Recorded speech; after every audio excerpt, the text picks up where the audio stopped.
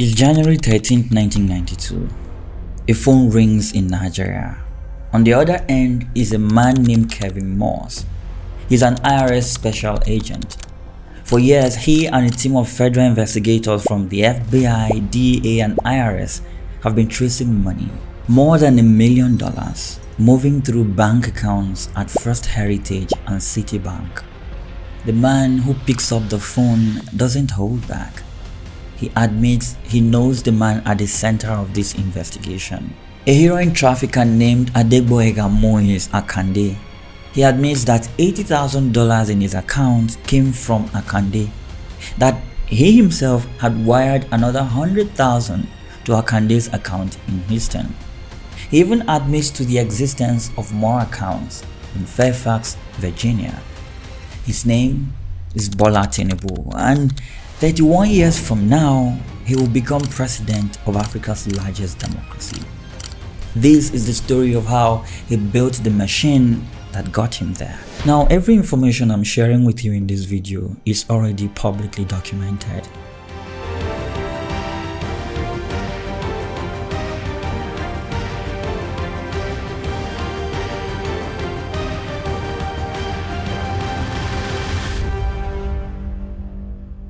In the mid-1970s, a young Nigerian arrives in Chicago.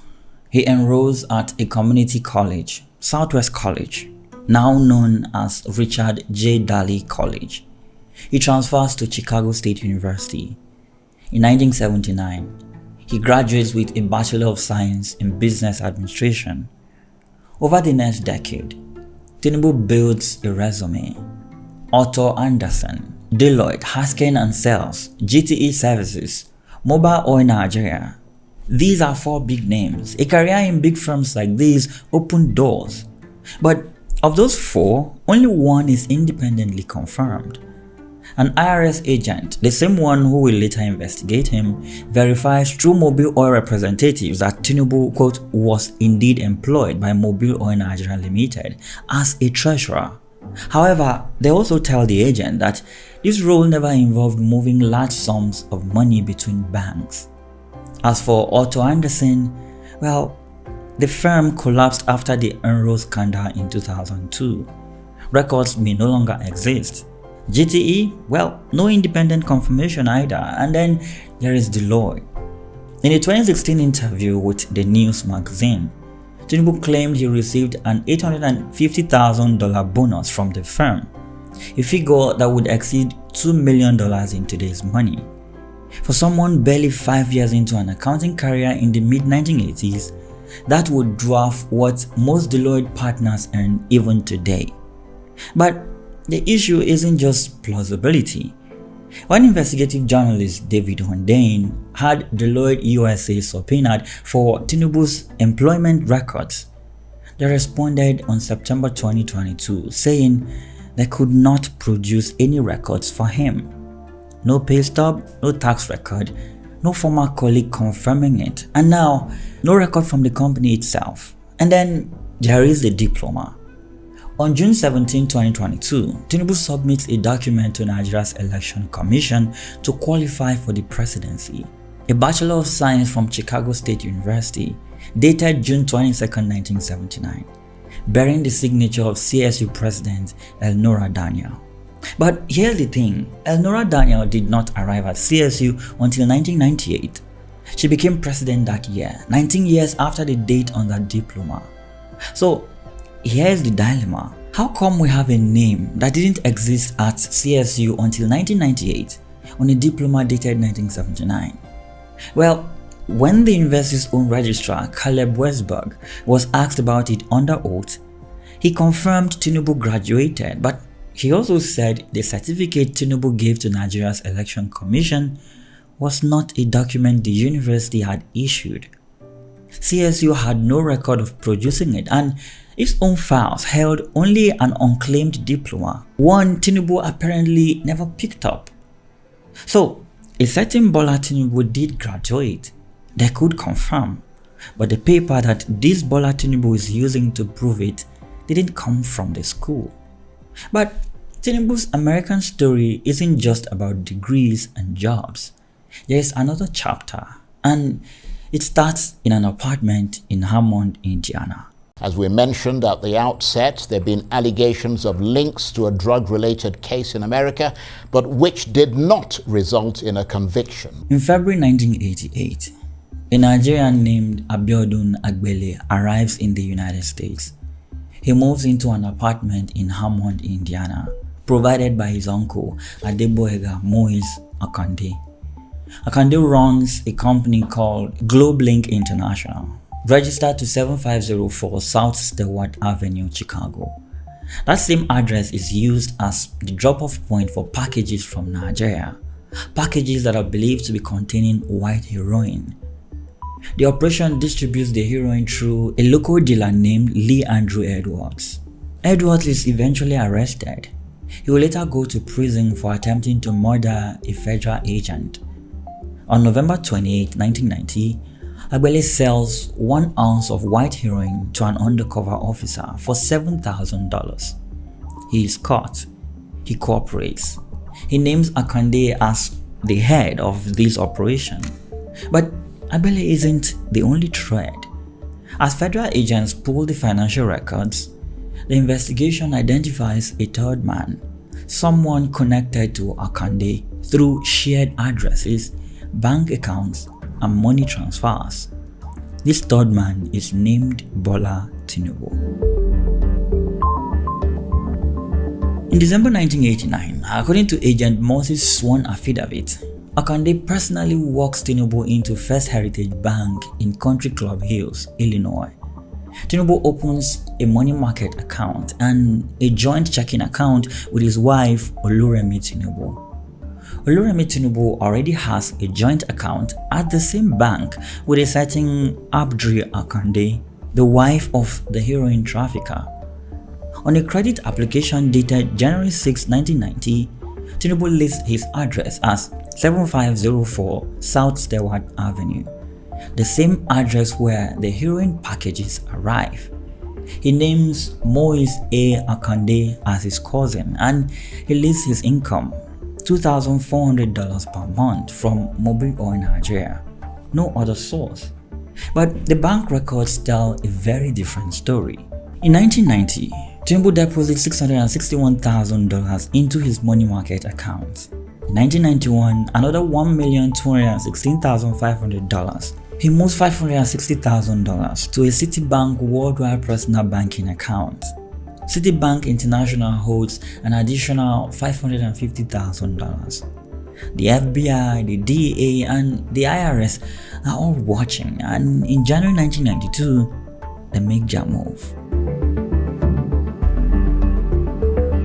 January 10, 1992, federal agents obtain a court order freezing Tinubu's accounts.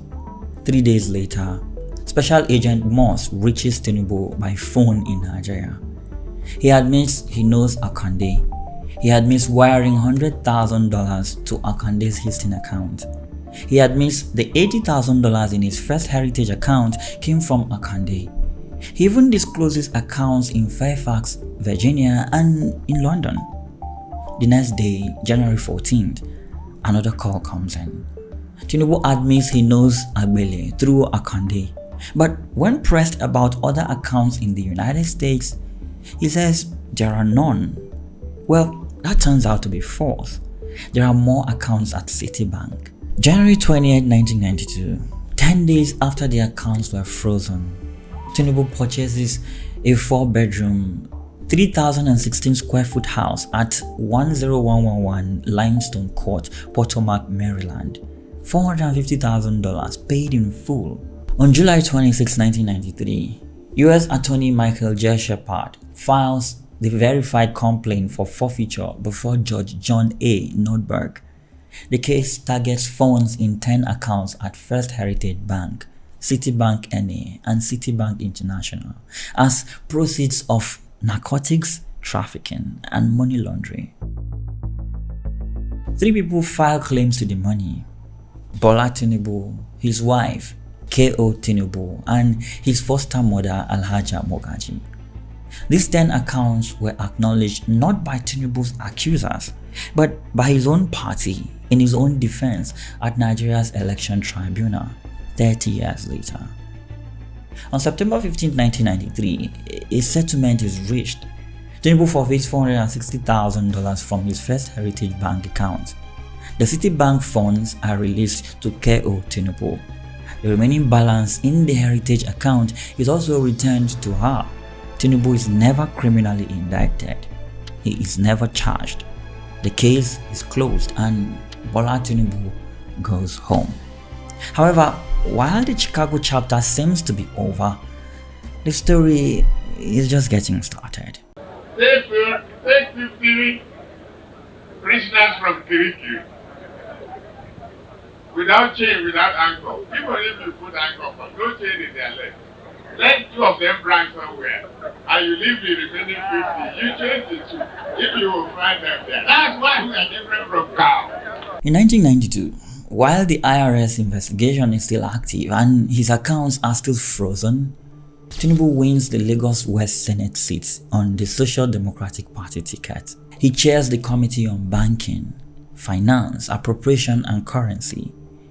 By the time he forfeits $460,000 to the United States government in September 1993, he is already a sitting Nigerian senator. For about a year, Nigeria looks like a nation finding its footing, and then everything collapses. June 12, 1993, a presidential election, widely believed to have been won by MKO Abiola, is annulled by the military government. 5 months later, General Sani Abacha seizes power. He dissolves the Senate and every democratic institution he can reach. On May 15, 1994, a group of politicians, activists, and retired generals form the National Democratic Coalition, NADECO. Its stated goal is to restore democracy, reverse the annulment, and remove Abacha from power. Tinubu is not among the original 49 signatories, but he joins the coalition as a former senator and quickly becomes one of his financiers. When the Abacha government responds, Tinubu flees into exile, first to London, then to the United States. He spends nearly 4 years in exile, where he claims to have been funding the resistance from. On June 8, 1998, Sani Abacha dies. General Abdulsalami Abubakar begins the transition to civilian rule, and then Tinubu comes back home. But he doesn't come home just to sit down. In 1999, Nigeria holds its first full democratic elections since 1983. 6 states in the southwest go to the Alliance for Democracy, and in Lagos, the man from Chicago runs for governor. Tinubu wins. In 2003, the PDP sweeps 5 of those 6 southwest states. Every other AD governor falls. Only Tinubu survives, beating Funsho Williams by roughly 911,000 to 740,000 in a race marred by controversy. He holds Lagos, and over the next 8 years, he's going to turn it into something no one has ever seen before. How did Bola Tinubu become a candidate? You stood firmly for it. How did Bola Tinubu become the governor? You work assiduously for it. When Tinubu took over Lagos in 1999, the state collects about 14.6 billion naira a year in internal revenue. It's a mess. Collection is manual. Evasion is everywhere. Millions of naira slip through the cracks. He begins the difficult job of overhauling the system. New collection infrastructure, better tracking, broader coverage, and it works. By the time he leaves office in 2007, Lagos is collecting 83 billion naira a year. That is 468% growth. And this is not made up stat, it's according to real verified data by the central bank. But Tinubu has never told that version of the story. In public statements, he says he took Lagos from 600 million naira a month to 5 billion naira a month. His running mate Kashim Shettima claims 700 million naira a month. But the real 1999 figure is 1.22 billion a month. He seems to have cut his own starting number in half, maybe just so the growth looks twice as big. Yeah, 468% growth is something to be proud of, but he inflates it to make it look like a miracle. And the question of who actually collected all that money leads to a room in the governor's office in the year 2000. A man named Oladapo Apara has an idea. He knows how Lagos loses revenue. The corporate is backtracking, no reconciliation, money slipping through the system. And so he built a proposal to fix it. A consulting firm that will track and reconcile every naira of tax the state collects. He takes the proposal to the governor. The governor likes it. And then, according to Apara's 2020 lawsuit in Lagos State High Court, the governor tells him to hand over 70% of the equity to a man named Olumide Ogumola, someone Apara has never met. The remaining 30% of that share is assigned to Adegboyega Oyetola. Both are described in the suit as holding their stakes in trust for Tinubu. In 2002, the firm is incorporated, Alpha Beta Consulting. It is then contracted to track and reconcile all of Lagos State's internal revenue. Its fee would be 10% of everything collected. The committee that recommends the contract has 3 members. Yemi Osinbajo, Lagos Attorney General in 2002, later Vice President of Nigeria. There's Wale Edun, Commissioner for Finance, would later serve as the country's finance minister under Bola Ahmed Tinubu. And then there is Yemi Cardoso, Commissioner for Economic Planning and now the Governor of the Central Bank of Nigeria under Tinubu. Apara also alleges in his filing that he discovered over 20 billion naira in suspicious payments, including a combined 1 billion naira paid to Vintage Press, Lagoon Press and Afka Printing Press. Yeah, Vintage Press is the publisher of The Nation newspaper, which has been widely speculated as owned by Tinubu. Alpha Beta denies the claims, countersuing Apara and alleging he had diverted roughly $5 million and 6 billion naira of the firm's money into personal use. The initial court documents for the case, with suit number LD/7330GCMW/2020, are alleged to have been destroyed during the burning of the Igbosere High Court during the EndSARS protest in October 2020. Now, the allegations in Apara's suit were very serious, even though the EFCC dropped its investigation into the matter completely. And the pattern here looks familiar. Large sums, opaque structures, hidden ownership. The same architecture that is alleged to have occurred from the Chicago accounts are now being rebuilt in Lagos, with Nigerian tax revenue flowing through it. Tinubu allegedly controls the revenue, but a system like this needs more than money. It needs obedience.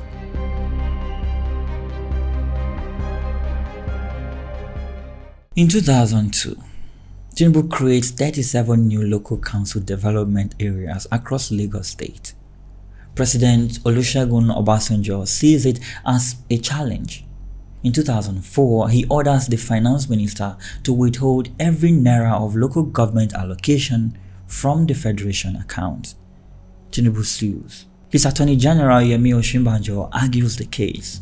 On December 10, 2004, the Supreme Court rules the president has no constitutional power to withhold Lagos's money. But Obasanjo ignores the ruling. He withholds the funds until he leaves office in 2007. The money is eventually paid back under President Yar'Adua. However, while Tinubu fights the federal government for Lagos's autonomy, inside Lagos, he allows no autonomy at all. His first deputy governor, Kofoworola Bokno Akerele, resigns in 2002. Years later, she will say, quote, Bola Ahmed Tinubu did not want to work with me at all because he had a different agenda to the agenda of what the AD stood for at the time. The people in his circle would go on to govern Lagos for the next 2 decades. After leaving office in 2007, Tinubu installs 3 consecutive governors. Babatunde Fashola, Tinubu's former chief of staff. He proves to be competent. The people love him. He delivers infrastructure. Lagos gets better. The system looks good. And then comes Akinwumi Ambode, a career civil servant, a former accountant general of Lagos, installed in 2015. Ambode governs. He delivers even more projects and then he makes a mistake. He awards a major waste management contract to Visionscape, a foreign-owned firm, bypassing the politically connected operators wired into Tinubu's Governance Advisory Council. The GAC is the supreme party organ in Lagos APC and is not consulted before this major move by the governor. The resulting garbage crisis caused by Visionscape's inability to manage the city's massive waste output turned the streets of Lagos into an eyesore. But this Cleaner Lagos initiative and the controversial award of this massive 10-year multi-billion naira waste management contract to Visionscape seem to be just one of many grievances against Ambode. When the governor is allegedly summoned, he refuses to bend, and so the system responds. October 2nd, 2018, the Lagos APC calls for a direct gubernatorial primary. His Excellency Ambode scored a total number of votes 72,901. Honorable Babajide Sanwo-Olu scored 970,851 votes. And so in comes Governor number 3, Babajide Sanwo-Olu, a Tinubu loyalist. By this point, Tinubu allegedly controls the money and the governors, but Lagos alone cannot make a president. For that, he needs a national party and he needs a candidate. Who did I support 2014? Governor Ambode.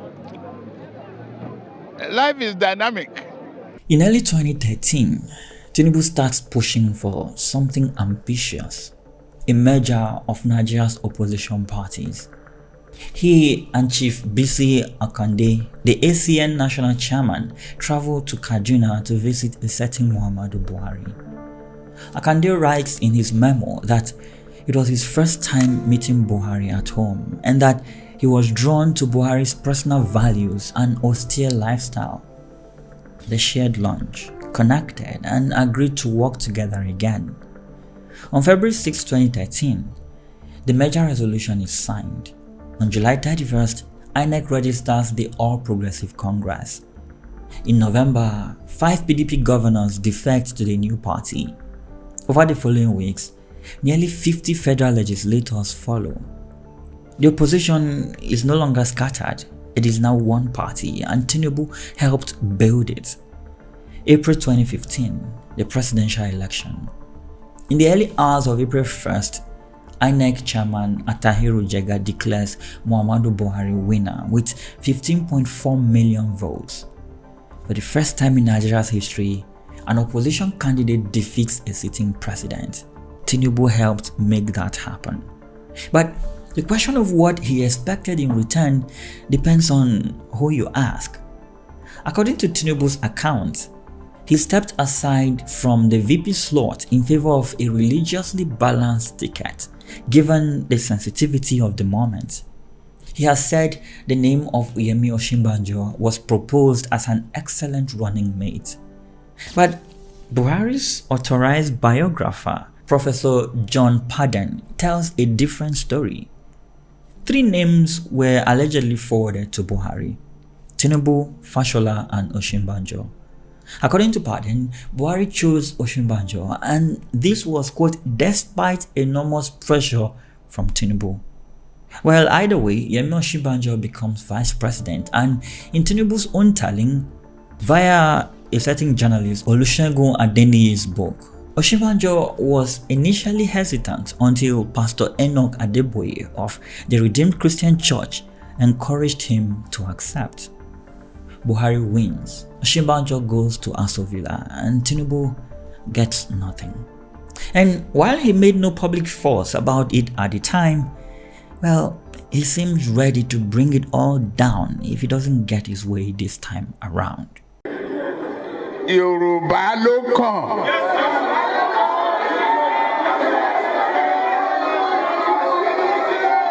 Tá a bá dẹ̀ sá Yorùbá náà, èmi ló kàn. January 10, 2022. Tinubu formally declares his candidacy for president. June 2nd, 2022, Abeokuta, Ogun State, the Presidential Lodge. Tinubu stands before a room of APC delegates.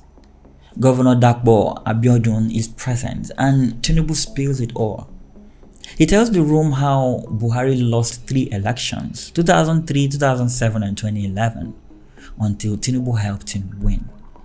He recounts every sacrifice, every year, every election, and he says it out loud. Quote, "Since he became the president, I have never got ministerial slots. I didn't collect any contracts. I have never begged for anything from him." And then, Emilokon. Yoruba for "it is my turn." When the speech went viral, the following day, presidential spokesman Femi Adesina was with Buhari aboard a return flight from Spain. He later recounted briefing Buhari on the plane, and he described how at a villa meeting with all aspirants on June 4th, the Emilokon reference was palpable, but Buhari said nothing about it. June 7th to 8th, Eagle Square, Abuja. The APC presidential primary. 6 aspirants stepped down for Tinubu before voting begins. By the end of the day, Tinubu wins with 1,271 votes. Rotimi Amechi gets 316. Yemi Osinbajo, Tinubu's own protege, the VP he placed, gets 235. The system he built finally delivers the ticket. But the next decision splits the party. You see, in July 2022, Tinubu unveils Kashim Shettima, a former Borno State governor, a Muslim, as his running mate. Nigeria is equally split on religion, and it is a hot topic everywhere. A Muslim ticket is the peak of controversy. The Christian Association of Nigeria objects publicly. Babachir Lawal, who served on Tinubu's running mate set process, breaks with him. Elder statesman Edwin Clark calls it a threat to Nigeria's unity, but Tinubu defends it. He points to the 1993 Abiola Kingibe Muslim ticket. He says Shettima was chosen on competence above religious sentiment, and he doesn't stop there. To counter widespread criticism from the Christian community, the campaign arranged for a group of men in clerical robes to attend the unveiling event in Abuja. The Christian Association of Nigeria and the Catholic Church quickly disavowed the clerics, stating they were impostors, unknown, and won their religious regalia incorrectly. Some attendees later alleged they were recruited from various locations, provided with the clerical attire, and even paid between 30,000 naira and 40,000 naira instead of the initial agreed upon 100,000 naira. Sir? No. Why not? Are you scared? No, what I'm saying is, are you scared of talking to Nigerians while you are here? Don't you have anything to say to Nigerians? The Tinubu campaign organization defended the clerics, stating they were not fake mechanics or yam sellers, but rather legitimate, albeit lesser known church leaders who were gradually building up their missions. But while the country argues about religion, something else is forming, a third force that the establishment was not ready for. Peter Obi is the former governor of Anambra State.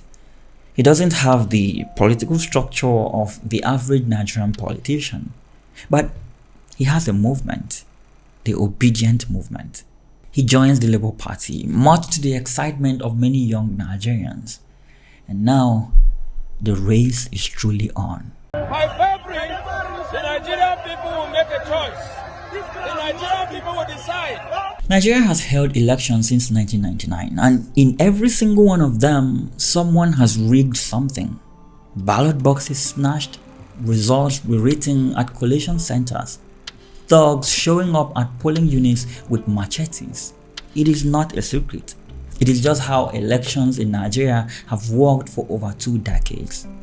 And every time, the same ritual plays out. The National Assembly passes a new electoral act, new set of rules with new provisions and new promises. The 2002 Act was supposed to fix 2003.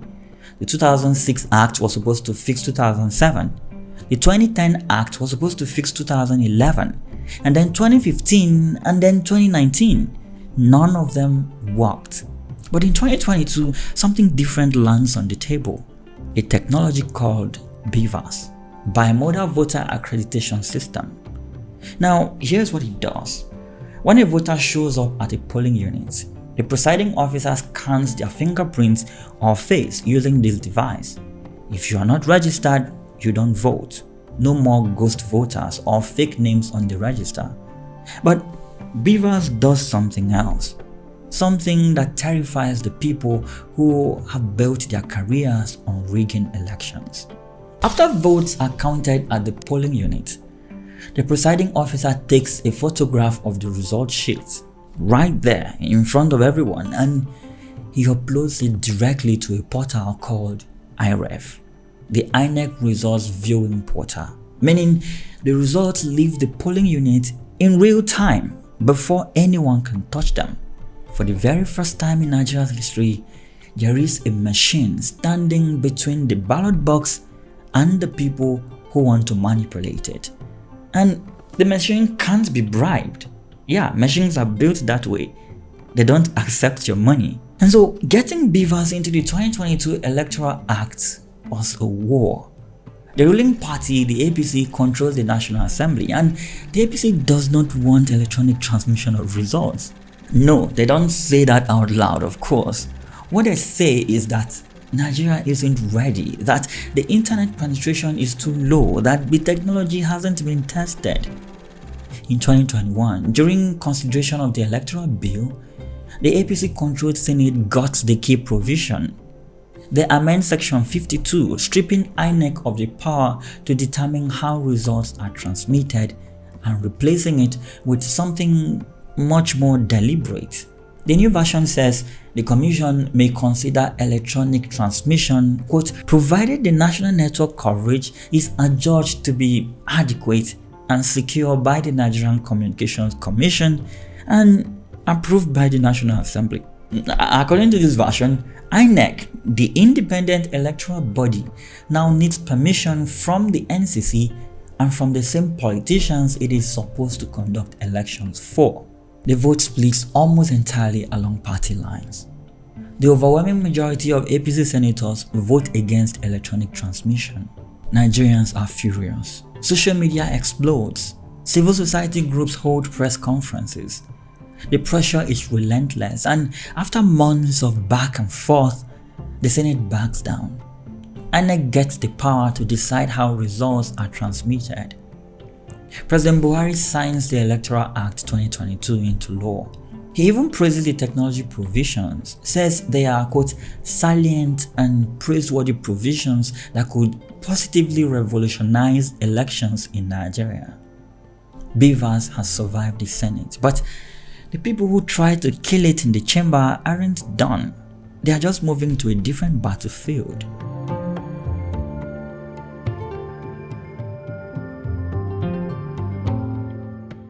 It's late 2022. The election is weeks away. INEC is projecting confidence everywhere. The numbers are staggering. Over 93 million registered voters, a budget of 355 billion naira, 1.4 million ad hoc staff to be deployed, more than the combined strength of the Nigerian police and armed forces. Of that budget, 117 billion naira is earmarked for electoral technology, the BVAS devices, the IREV portal, anti-hacking defenses, and the entire digital infrastructure the Commission is betting its credibility on.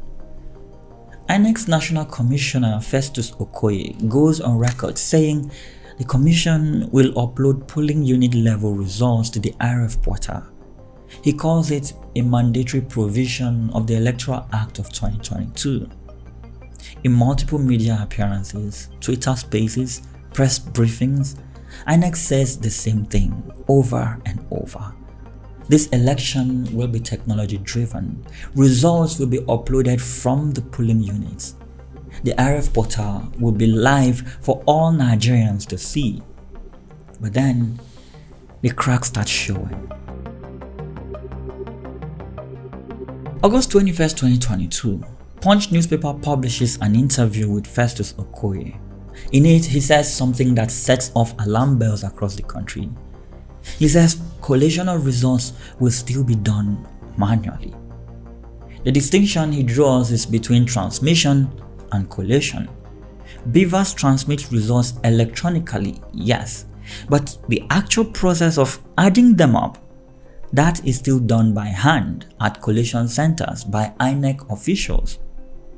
Social media erupts. Nigerians say INEC has just revealed the back door. If collation is manual, then the results can still be changed after they leave the polling unit. The upload is just theater. Okoye scrambles. He says his words were misinterpreted. Electronic transmission has come to stay. He insists there is no going back. And then comes crack 2. In late 2022, the APC's presidential candidate, Bola Ahmed Tinubu, publicly questions the credibility of beavers. INEC responds with shock, and for good reason.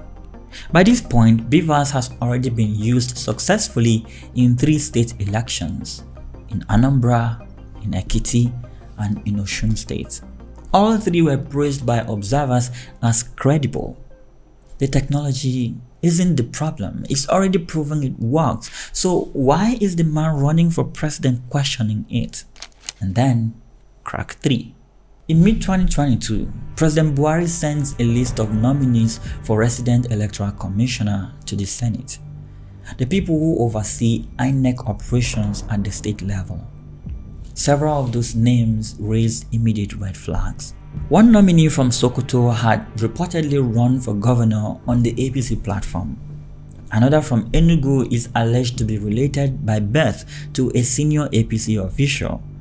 The nominee from Imo is accused of incompetence during her time at INEC, and the nominee from Ebonyi State is alleged to have worked with politicians to undermine previous elections.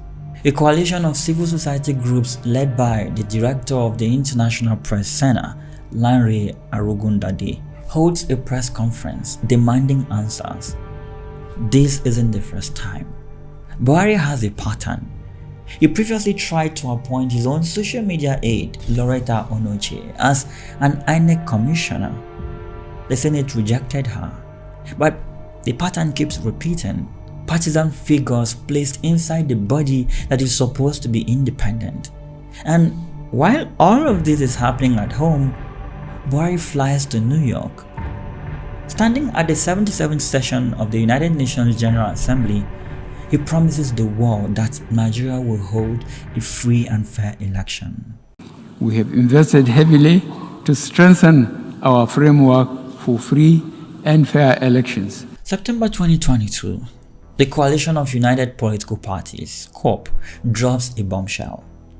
They claim to have intercepted intelligence of a plot by senior APC figures to destroy the election from the inside. The plan, according to COP, was to intimidate INEC into abandoning both beavers and electronic transmission of results, and then deactivate the beavers from INEC's own servers. Now, if beavers is deactivated from the servers, electronic transmission is dead. Results go back to being pieces of paper carried by hand to collation centers where anything can happen in a back room. COP names alleged APC governors as coordinators of the plot. INEC chairman Professor Mahmoud Yakubu responds immediately. The rumors are false. There is no plan to abandon beavers. Electronic transmission of results has come to stay. In the weeks before the election, the concern hardens into a single fear: that the technology works, but only if those in charge let it. It's February 25th, 2023. Early morning across Nigeria. At polling units from Lagos to Kano, from Port Harcourt to Maiduguri, people are already lining up. Some of them arrive before sunrise. Some of them have never voted before. The younger generation who led the NSAS protests are here. They want change. They believe this time will be different. Over 93 million registered voters, the largest electorate in West Africa. All of them are waiting for the machines to turn on. All the youths, so far as I'm concerned, they are banking on this election. I mean, because if this goes wrong, that means that we don't have a say in our country. By mid-morning, something is wrong. Across dozens of polling units, INEC officials haven't shown up. No presiding officers, no ad hoc staff. Voters who have been standing in line since dawn are staring at empty tables. When officials do arrive, hours late in some places, some of them are missing materials. Ballot papers, ink, result sheets. INEC spent 355 billion naira, recruited 1.4 million staff, and polling units across the country are opening late, underprepared, or not opening at all. And then the beavers' devices start failing. At polling unit after polling unit, accreditation grinds to a halt. The technology Nigeria invested 117 billion naira in just won't connect. Some presiding officers try to restart the devices. Some try switching to facial recognition when fingerprints fail. Some just stand there watching the queues grow longer and the daylight grow shorter. In many polling units, accreditation takes so long that thousands of voters simply give up and leave. You can see the failure. I'm highly disappointed. We're all told that INEC had expressed confidence that they are ready for the election, that the beavers are working. While beaver struggles in some places, something much darker is happening in others. Thugs descend on polling units in targeted and organized violence. Ballot boxes snatched in broad daylight while voters scatter. In some areas, party agents openly intimidate voters. And then there is her. Really, I would say I never anticipated the outcome. This is how it is. You can see the reality. I went out like every normal Nigerian that wants to vote. Some group of boys just walked down. They were like opposite where we were queuing. Like, let me say 30 minutes later, I felt a huge impact on my face. Instantly, I heard gunshots. The woman goes out to vote. She stands in line, awaiting her turn to exercise the most basic right a democracy promises its citizens. She is stabbed in the face. This is February 25th, 2023. This is what a free and fair election looks like in Nigeria. Collect it for, why are you running? Because they already know that Obi is winning. Look at it, every police voting this thing, you are seeing it, Obi. But if thugs and party agents aren't enough, here is a police officer. He's at the polling unit. He's supposed to be providing security, but instead, he's thumbprinting ballot papers. The polls close. The counting begins. And now comes the moment INEC promised would change everything. Presiding officers at polling units are supposed to photograph their result sheets and upload them directly to the IRF portal. Right there in real time, in front of everyone. Some of them try. They point the beaver's device at the result sheet, tap upload, and then nothing happens. The system returns an error. They try again, same error. Again, nothing. At other polling units, the presiding officers report something stranger. Some say they were given the wrong passwords. At least, the login credentials for the upload portal don't work. They can count the votes, fill out the result sheets, photograph everything, but they can't transmit them. Others report that the beavers simply gives an error sign every time they try to upload. And then it gets surreal. Citizens monitoring the IRF portal notice something impossible. Result sheets from the wrong elections are appearing under the presidential results. Senatorial documents filed where presidential results should be. In Lagos alone, one local government area uploads more than 70 senatorial election documents under the presidential election portal. This isn't a glitch. Over 2,000 documents from the wrong elections end up on the presidential portal. By now, the pattern is undeniable. Beaver's devices failing, uploads returning errors, wrong passwords, results from the wrong elections appearing on the portal. And then the IRF portal itself goes dark. From that particular moment, the issue of electronically transmitted result ends. We now use Excel to begin the collation at the registration area, at the local government, at the state level, before it comes to the National Collation Center. So this platform that INEC promised would deliver real-time transparency is now offline. The first presidential result sheet won't successfully upload until 8:55 p.m, hours after voting ends. The majority of polling unit results are simply not there. And while the portal is dark, INEC begins collating results at the National Collation Center manually. Good evening, Mr. Chairman. The National Collation Center in Abuja should be where democracy comes together, where results from over 176,000 polling units are verified and announced. But instead, it becomes a crime scene. INEC begins to announce results, but the IRF is still largely empty. The polling unit level results were never uploaded. The opposition parties demand answers. How can you declare results that aren't on your own portal? How can you certify numbers that no one outside this room can verify? The Labour Party, the PDP and other opposition parties call for the entire exercise to be scrapped. They stage the walkout. And then comes the chaos. Dino Melaye, a former senator, Labour Party agent at the Collation Center, he's standing feet away from Professor Mahmood Yakubu. Melaye isn't asking polite questions anymore. He is shouting. The whole room is shouting because everyone in that building knows the same thing. The technology worked in Ekiti. It worked in Anambra, even in Oshun. It was tested, proven, funded, and deployed. But on the one day it mattered most, it failed everywhere all at once. March 1st, 2023, just after 4 a.m., INEC Chairman Mahmood Yakubu declares the results.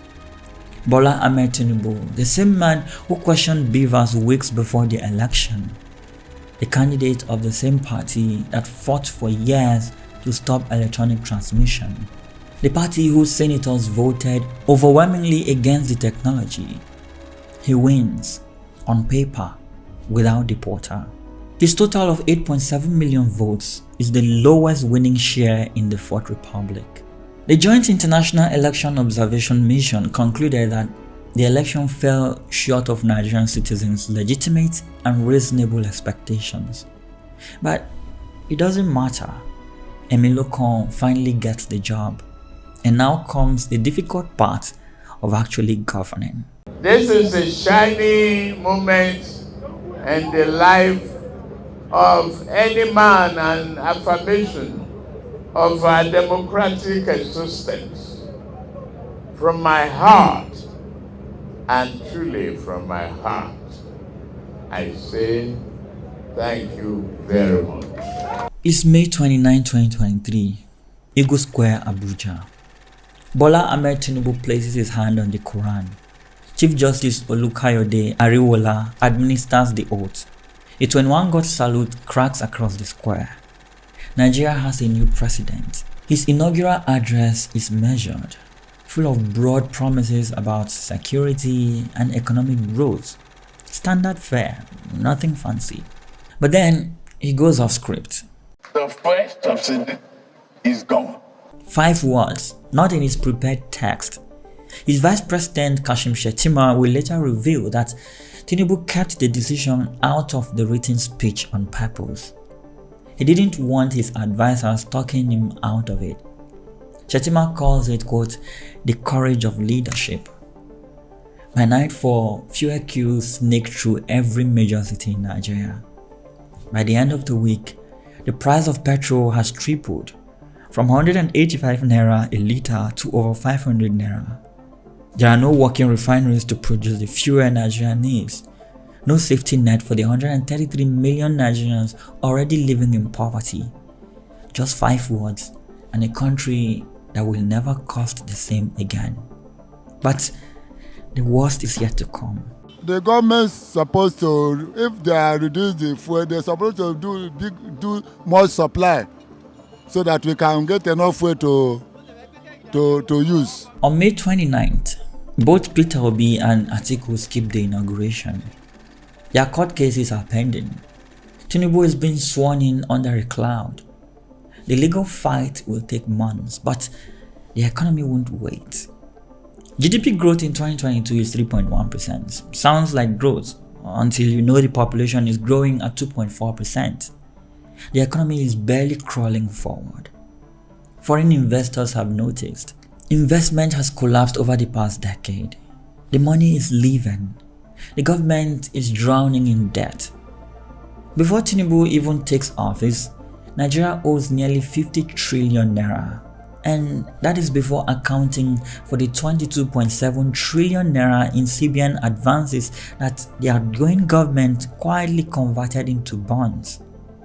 The deficit has ballooned since 2016, and out of every naira the government collects, most of it goes to debt service, not to schools or hospitals. Roads are increasingly becoming debt traps. But the country is borrowing more and more to pay off old loans. The central bank is running a shell game with the exchange rate. 5 or 6 different windows operating at the same time. There is the official rate, the interbank parallel, bureau de change, and the import-specific rate. If you are connected, you buy dollars at 461 naira. On the street, the same dollar costs 750 naira. That gap isn't an accident, it is the system. Free money for insiders and a tax on everyone else. Foreign reserves sit at about $35 billion for a country of 220 million people that imports nearly everything it consumes.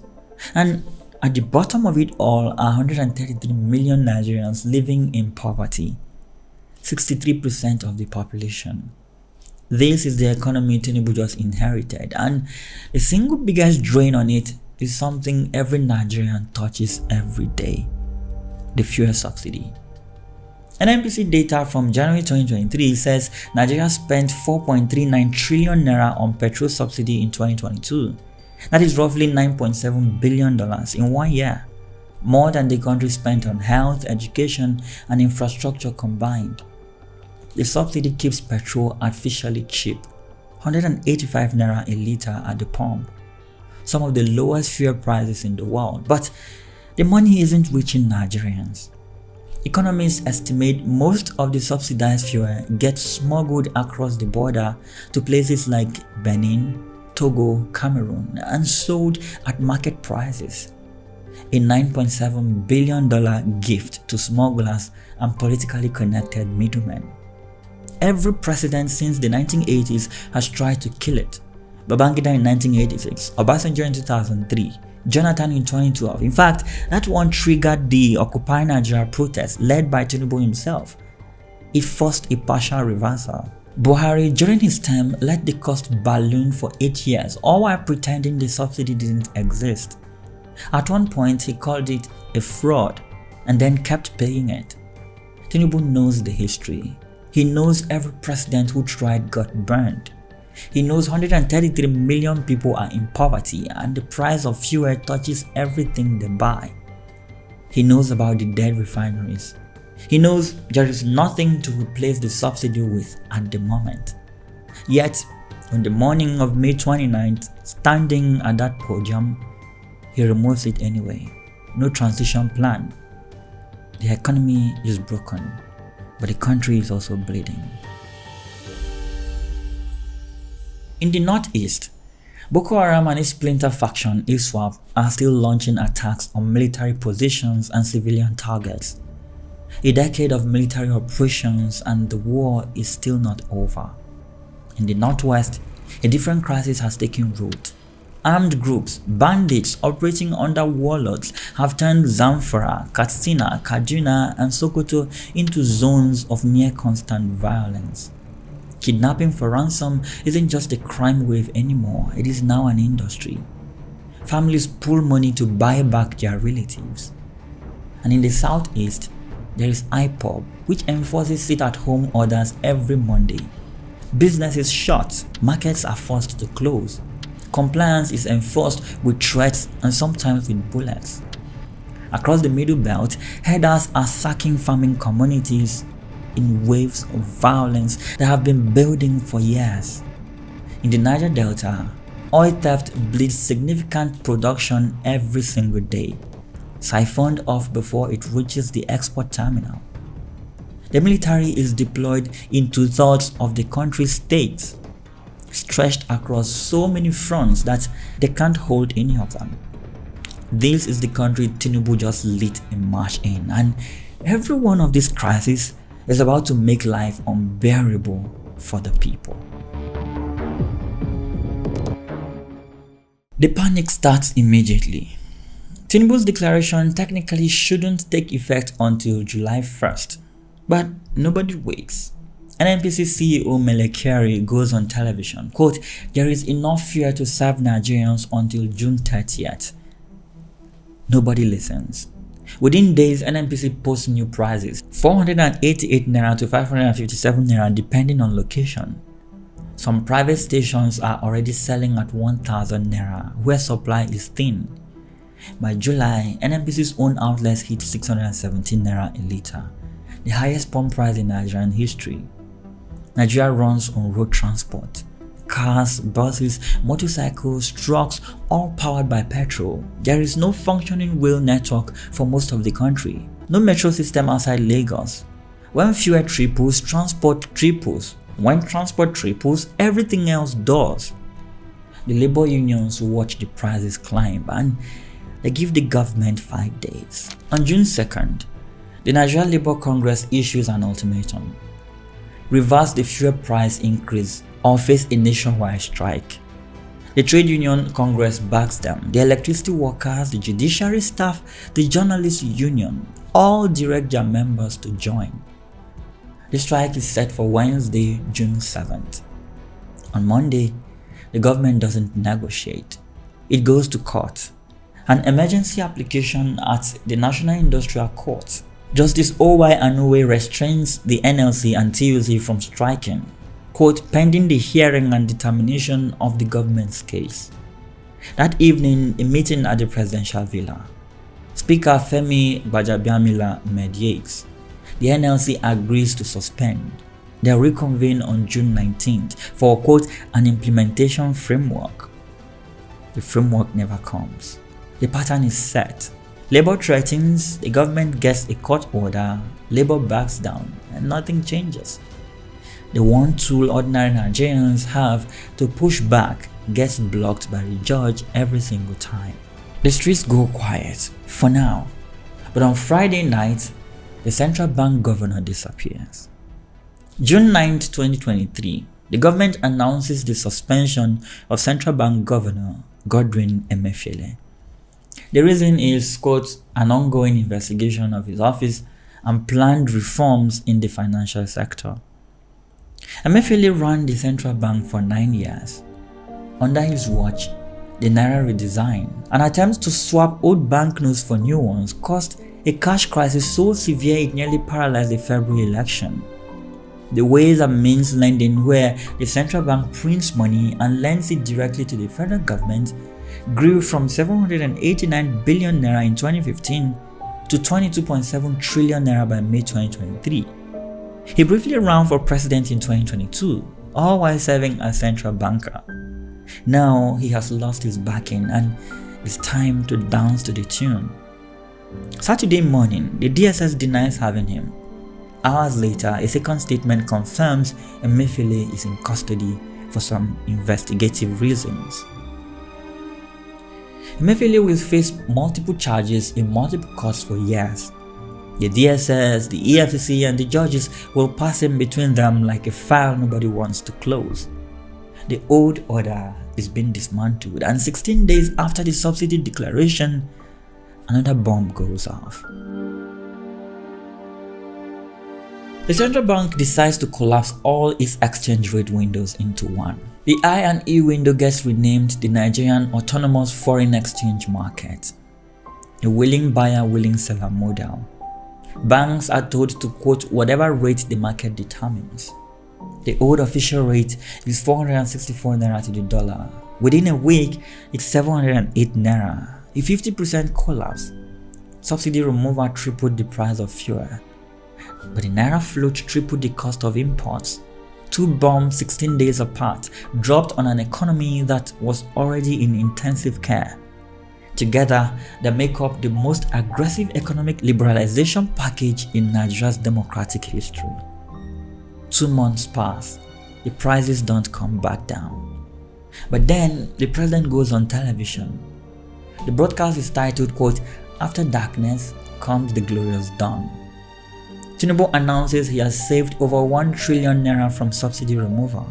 He announces a 500 billion naira palliative package, 75 billion naira for 75 manufacturing companies, 125 billion naira for small businesses, including 50,000 naira grants to 1 million nano businesses across all 774 local governments. He promised 200 billion naira for agriculture, 100 billion naira for 3,000 CNG fueled buses, and the release of 200,000 metric tons of grain from reserves.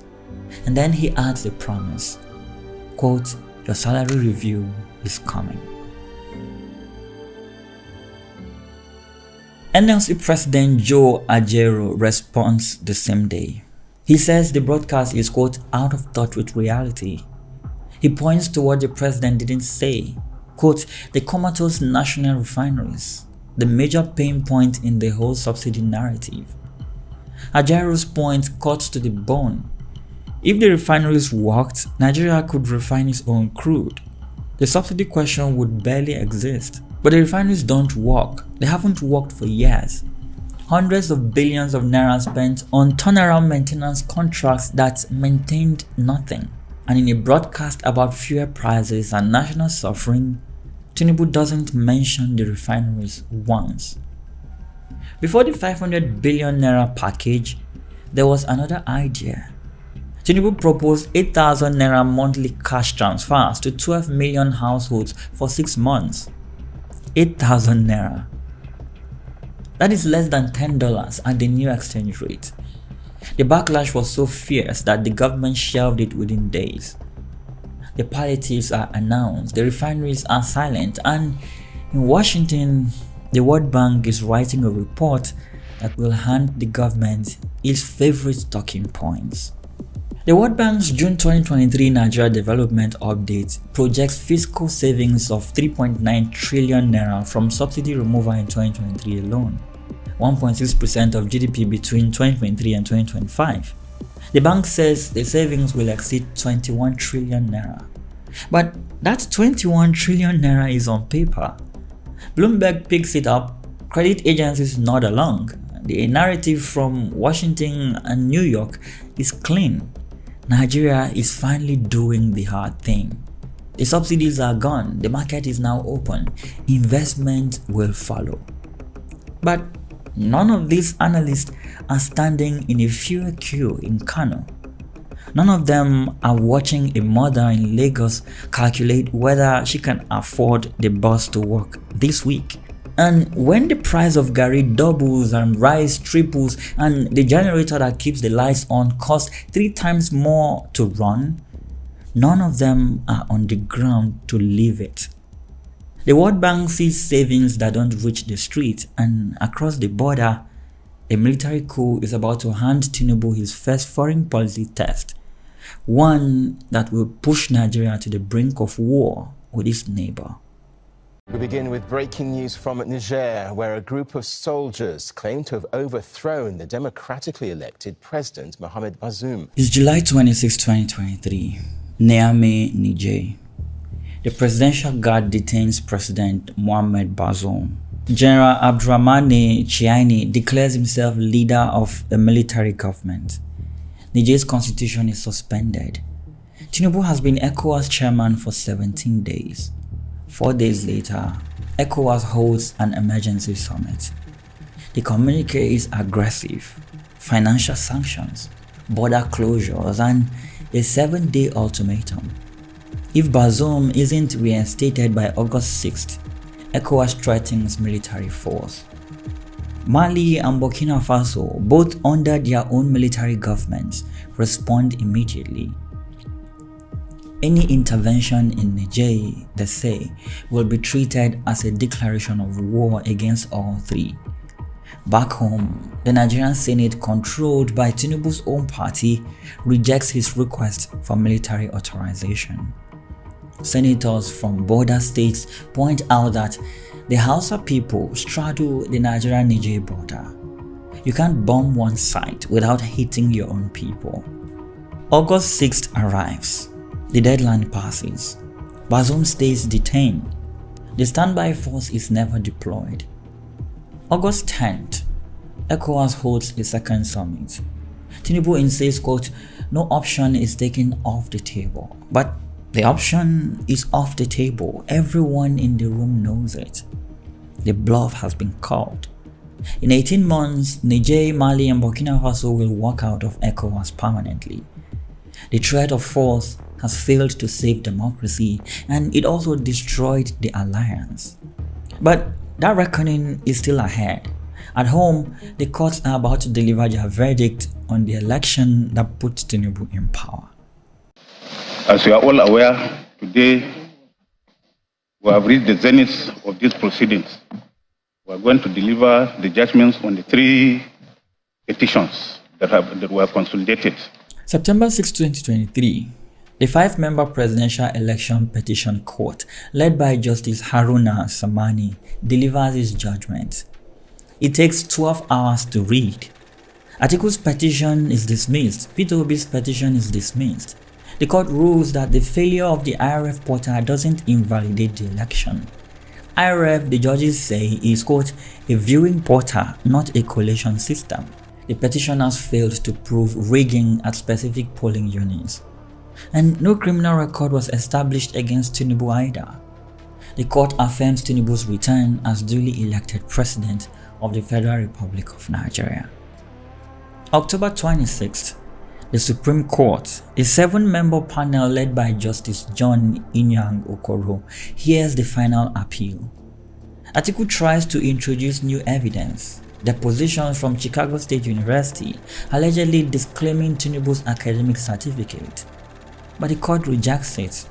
The constitutional window for new evidence has closed. You see, no Nigerian presidential election has ever been overturned by the courts. The pattern holds. Tinubu responds, quote, we are all members of one household, and this moment demands that we continue to work and build our country together. Now the legal cloud is finally lifted. But on the streets, the popular cloud remains. And as December arrives, with the economy still sinking, this shiny new refinery on the edge of Lagos is about to receive its first delivery. In early December 2023, the Dangote Petroleum Refinery at Lekki, Lagos receives its first delivery. Around 1 million barrels of Agbami crude arrive at the world's largest single-train refinery, 650,000 barrels per day capacity, built over 10 years at a cost of $20 billion by one man, Aliko Dangote. It was commissioned by outgoing President Muhammadu Buhari days before Tinubu took office. In a ceremony critics called premature, the refinery wasn't ready then. It still isn't. As December 2023 ends, the facility has not produced a single liter of fuel. 7 months in, the government has removed the subsidy, but can't replace it. It has floated in Naira, but can't stabilize it. It has announced 9 palliative packages, but can't deliver any. Promised security above everything else, but still can't provide it. And on Christmas Eve in the villages of Plateau State, that failure arrives at the door.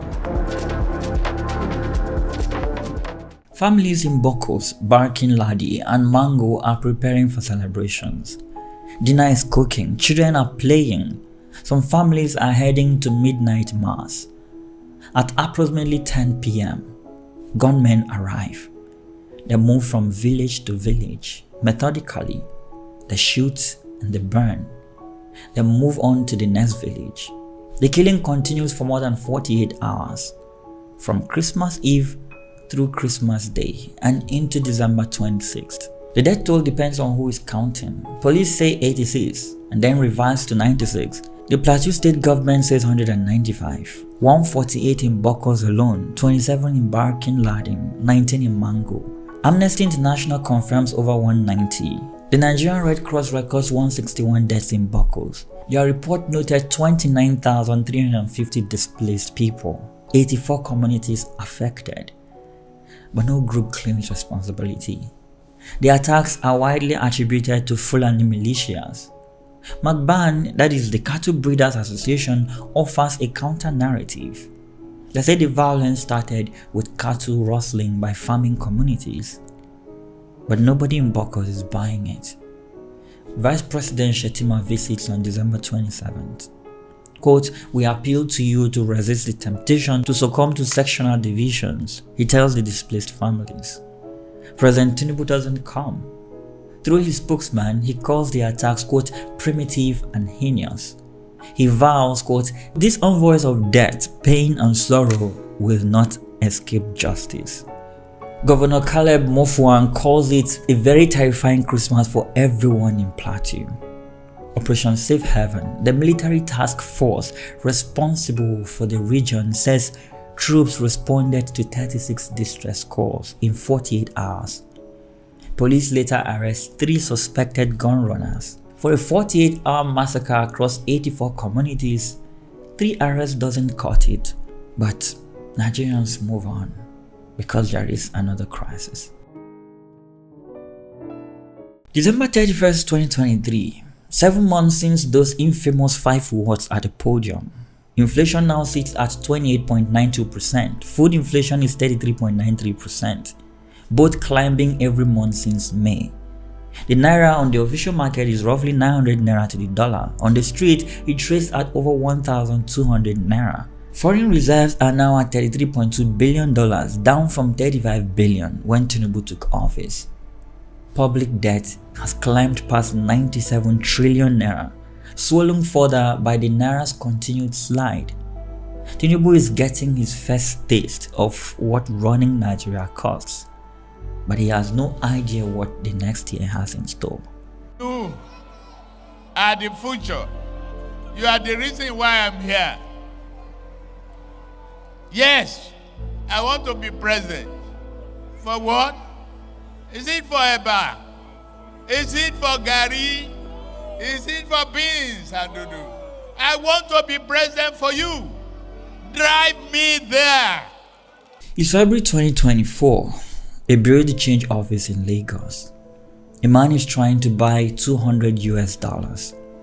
His daughter's tuition is due. She's at the university abroad. The rate is 1,600 naira to the dollar. You see, 8 months ago when the market was first floated, it was 750. A year ago under the old official rate, it was 461. He presses his calculator. $200 now costs 320,000. That same week, the central bank raises interest rate by 400 basis points in a single meeting, from 18.75% to 22.75%, the most aggressive rate hikes in the institution's history. The naira keeps falling. The new year has barely started and is already opened with a budget built on a fiction and a corruption scandal no one could have predicted. Igbo bueno. Yeah. Igbo bueno. Yeah. Igbo bueno. Yeah. Igbo bueno. Igbo bueno.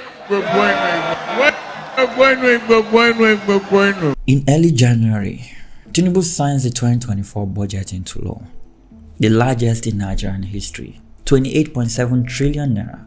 Buried inside it is an exchange rate assumption, 750 naira to the dollar. On the day he signs it, the naira is trading past 1,000 on the official market and past 1,400 on the street. The number the entire budget is built on is already wrong. The country's fiscal plan for the year is fiction even before the ink dries. And 1 week later, the fiction gets company.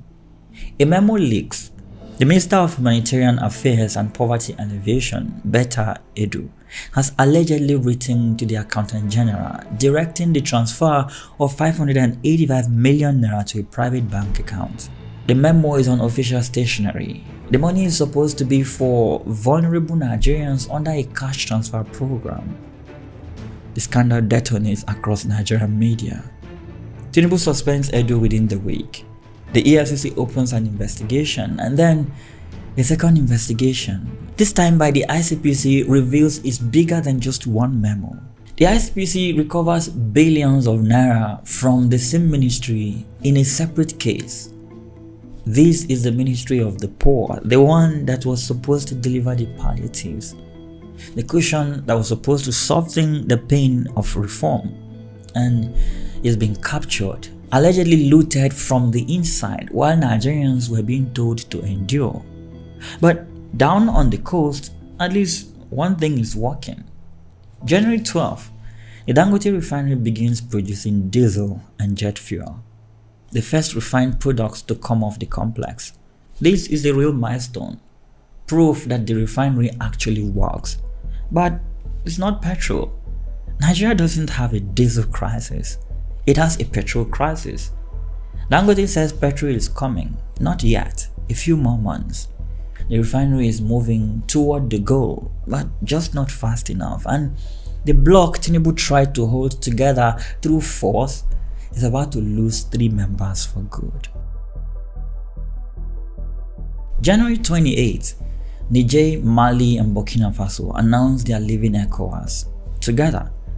They accused the bloc of, quote, becoming a threat to its member states and of operating under the influence of foreign powers.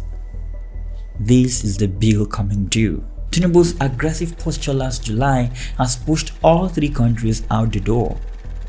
Under the ECOWAS treaty, withdrawal takes 1 year, and so the clock starts. By January 29, 2025, it will become permanent. Today marks the official withdrawal of Mali, Niger, and Burkina Faso from the West African regional bloc ECOWAS. 2 days later, back home, Tinubu starts a different fight. January 30th, Tinubu sets up a committee to negotiate a new minimum wage. The current minimum is 30,000 naira, less than $20 a month at the new exchange rate. Labour wants several times that, but the government says it can only offer 62,000. The committee gets 3 months to reach a deal. They won't make it. The resolution won't come until July, and by then, the streets will already be on fire. Across Lagos, factory floors are going quiet. Machines that run 3 shifts are down to 1 or none. Owners can't afford to import raw materials anymore. Pharmaceutical warehouses are running low on basics like painkillers, antibiotics, malaria tablets. All items priced in dollars are slipping out of reach. Small businesses that relied on imported stock are locking their doors for the last time. The naira has lost more than 70% of its value in 9 months. On the official market, it has gone past 1,600 to the dollar. On the street, it is now over 1,900. Nigeria doesn't make enough of what it consumes. It imports nearly everything, and when the currency collapses like this, every import costs 3 times more. The central bank tries to stop the slide. It limits how much foreign currency banks can hold. It restricts travel allowances. It orders oil companies to sell their dollars through the official market. But none of it works. The naira keeps falling, and the new central bank governor decides to fire the biggest weapon he has. Olayemi Cardoso chairs his first monetary policy committee as the substantive governor. His predecessor printed money and pretended. Cardoso's approach is the opposite. He intends to crush inflation by squeezing cash out of the economy. He raises interest rates by the largest margin in the central bank's history. The central bank has just made borrowing a lot more expensive, but the naira doesn't still respond. Inflation stays the same. The problem, which It's painfully obvious to Nigerians by this point, it's proving too difficult for the guys in suits to see. Everywhere you turn, the complaint is the same. There isn't enough, not enough fuel, food, or even dollars. If the trucks can't move because fuel is too expensive and the farms can't produce because the bandits now control the roads, interest rates are simply fighting gravity. The cannon has been fired, but the economy doesn't flinch, and the shocks don't stop at the economy anymore. In early March, they arrive at a school gate. It's Thursday morning in Kuriga, March 7th. The time is 8:30 a.m. Children are walking through the gates of LEA Primary School and Government Secondary School, two buildings side by side, serving the same community. Teachers are setting up for the day. Suddenly, gunmen on motorcycles ride in. They storm both schools at the same time. Teachers try to lock doors. Some students scramble out through windows. Most don't even make it. 287 children are taken. Some are as young as 8 years old. 6 days earlier in Borno State, suspected Boko Haram fighters raided a camp for displaced people near Gamburu Ngala and took between 200 and 400 more, mostly women and children. Amnesty International runs the numbers for that period. Hundreds of people abducted in Nigeria in a matter of days. President Tinubu vows the Kuriga children will be rescued, quote, without paying a dime in ransom. Kaduna Governor Uba Sani echoes the same. A ransom demand of 1 billion naira circulates. The government denies it. 17 days pass, nothing happens. 287 families don't know if their children are alive or not. On March 24th, the military announces the rescue of 137 students. They are brought to the Kaduna State Government House. Officials deny any ransom was paid. 137 rescued out of 287 taken. That leaves 150 unaccounted for. Well, except Governor Sani tells reporters the total number of kidnapped students was actually 137, not 287. The number, he says, was inflated by, quote, rumor. And in the most shocking reaction to disappearances, Nigerians slowly adjust and simply let the number stand. But while the central bank is still battling the exchange rate, the government finds someone else to blame. This is Tigran Gambarian, American, former IRS criminal investigator. He's now the head of financial crime compliance at Binance, the world's largest cryptocurrency exchange. And this is Nadeem Anjarwalla, Kenyan British, Binance regional manager for Africa. The government has summoned them to Abuja. It blames Binance for making the Naira crisis worse, claiming $26 billion in crypto transactions passed through Binance Nigeria in a single year, all outside the banking system with zero central bank oversight. Gambarian and Anjarwalla fly in. They believe they are coming in for negotiation, but they are detained. Passports confiscated, held at a government guest house. Binance's authorization to operate in Nigeria is revoked. The website and app are blocked. And then on March 22nd, Anjarwalla disappears. Binance's regional manager, detained under guard by the Nigerian government, somehow walks out during a mosque visit and vanishes from the country. Gambarian isn't so lucky. He stays in custody. He will face money laundering charges and spend months in Kuje prison before being eventually released on medical grounds late in the year. The $26 billion figure is never independently verified. The escape through the mosque is never explained. The government detained 2 foreign executives, lost one of them, and jailed the other. The Naira kept falling anyway, and the shocks keep coming. Back in Abuja, the electricity regulator approves a new tariff for the customers who actually receive steady power supply. The rate triples from 68 Naira per kilowatt hour to 225 Naira. For a small number of Nigerians on reliable grid supply, their electricity bill just tripled. For the majority, nothing changes. They never had reliable power to begin with. They are still struggling and running generators on petrol that now costs 617 naira a litre. So, fuel has tripled, the naira collapsed, electricity tripled. Every cost in the country is climbing in the same direction at the same time.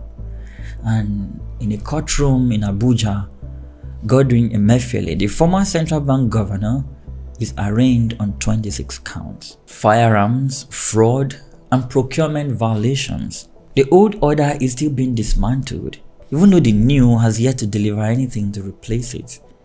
The calendar is now turning toward a date nobody in the government wants to face.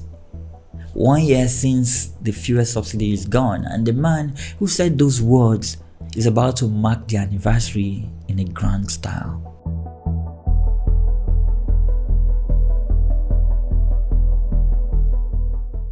Abuja, May 29, 2024. Tinubu is now 1 year in office. There is no nationwide broadcast.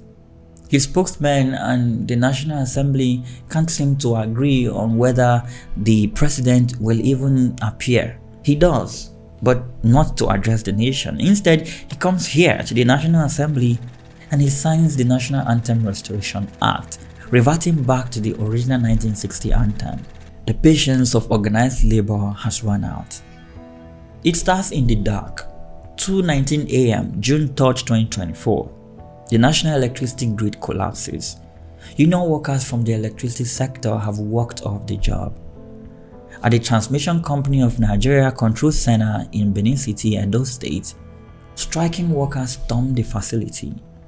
The grid, already fragile on its best day, drops to zero. 2 days earlier, the NLC and TUC declared an indefinite nationwide strike. The minimum wage committee set up back in January has failed. Labour wants 200,000 naira. The government's last offer was 62,000 naira. The gap just couldn't be closed. And so the unions pulled the plug, literally. By dawn, the strike is total. This is Murtala Mohammed International Airport, Lagos. The departure gates are chained shut. Striking workers wrapped the chains themselves. Passengers can see the terminal through the glass, but they can't get in. Government offices across the country are closed. Banks are closed. Markets are shuttered. Schools are empty. Public transport doesn't run. The country has effectively stopped functioning. The government doesn't respond with force, not this time. It responds with the one thing it knows will work: a concession. Within hours, the presidency opens negotiations. By evening, the government signals it will raise the minimum wage offer above 60,000 naira. The NLC agrees to suspend the strike for 1 week. Nigeria restarts. But a few days later, it seems it was all for nothing. One area in which democracy calls us to work together, whether in legislative or executive branch, whether in this or other political parties, is that the economy and social development rating is improving. A pot of jollof rice, that is rice, tomatoes, pepper, onions, vegetable oil, chicken and seasoning, the meal that shows up at every Nigerian table, is getting more expensive by the day. A research firm called SBM Intelligence tracks what it costs to make one pot. They call it the Jollof Index. They price it across markets in every region of the country. The cost of staple foods has exploded. Beans, the protein source for tens of millions of Nigerians, has surged by nearly 300% in some markets. Garri, the cheapest staple in the country, the food you buy when you can't afford anything else, is now up over 200%. The overall cost of making a single pot of jollof rice has climbed 153% in 2 years.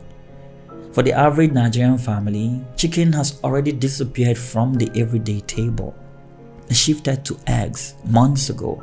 Some have stopped buying protein altogether. The World Food Programme puts a number on it: 31.8 million Nigerians facing critical food insecurity, the highest for any single country on the planet. WFP Country Director David Stevenson warns that WFP's operations in northeast Nigeria will collapse without immediate and sustained funding. 1 year into the reform, and the streets are about to feel the fury of the people. Look at us now, there is nothing, we are starving. Tinubu should please do something. This is not his promise. He promised to do better. Look at us now. We are going through a very difficult period, which is not our own making. A 50-kilogram bag of rice costs between 75 and 85,000 naira. A bag of beans 120,000 and climbing. A bag of gari 45 to 60,000. A liter of petrol somewhere between 600 and 900 naira, depending on where you are. But the new minimum wage the president signs on July 29 after 6 months of failed negotiations, walkouts and threats is 70,000 naira a month. It cannot even buy one bag of rice. Labour said they wanted 200,000. The government started at 62,000. The private sector argued anything above 50,000 would bankrupt small businesses. The compromise satisfies nobody. It isn't meant to. Tinubu just kicked the ball down the road. At least he doesn't have to deal with it anymore. But 3 days after signing the new National Minimum Wage Amendment Act, the country erupts. There is no union leader leading this protest. It has no party affiliation.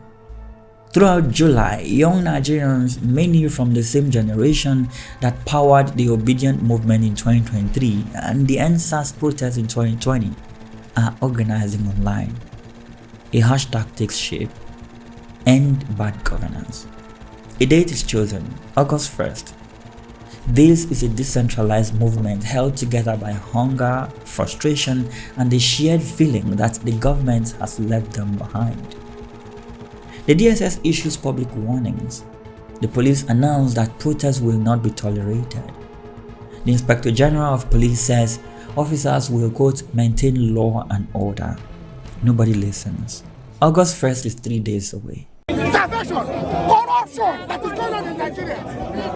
That is the source of the protest. We don't do anything. They see they fire us. They fire tear gas. They fire shot. They fire bullets. Police came out in force to disperse protesters carrying placards and flags in the capital Abuja, as in other cities across Nigeria Thursday. It happens everywhere at once.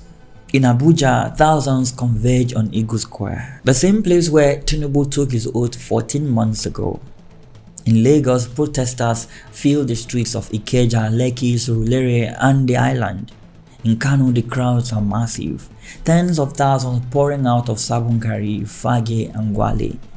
Kaduna, Port Harcourt, Ibadan, Benin City, Jos, Maiduguri, every state capital, most major towns.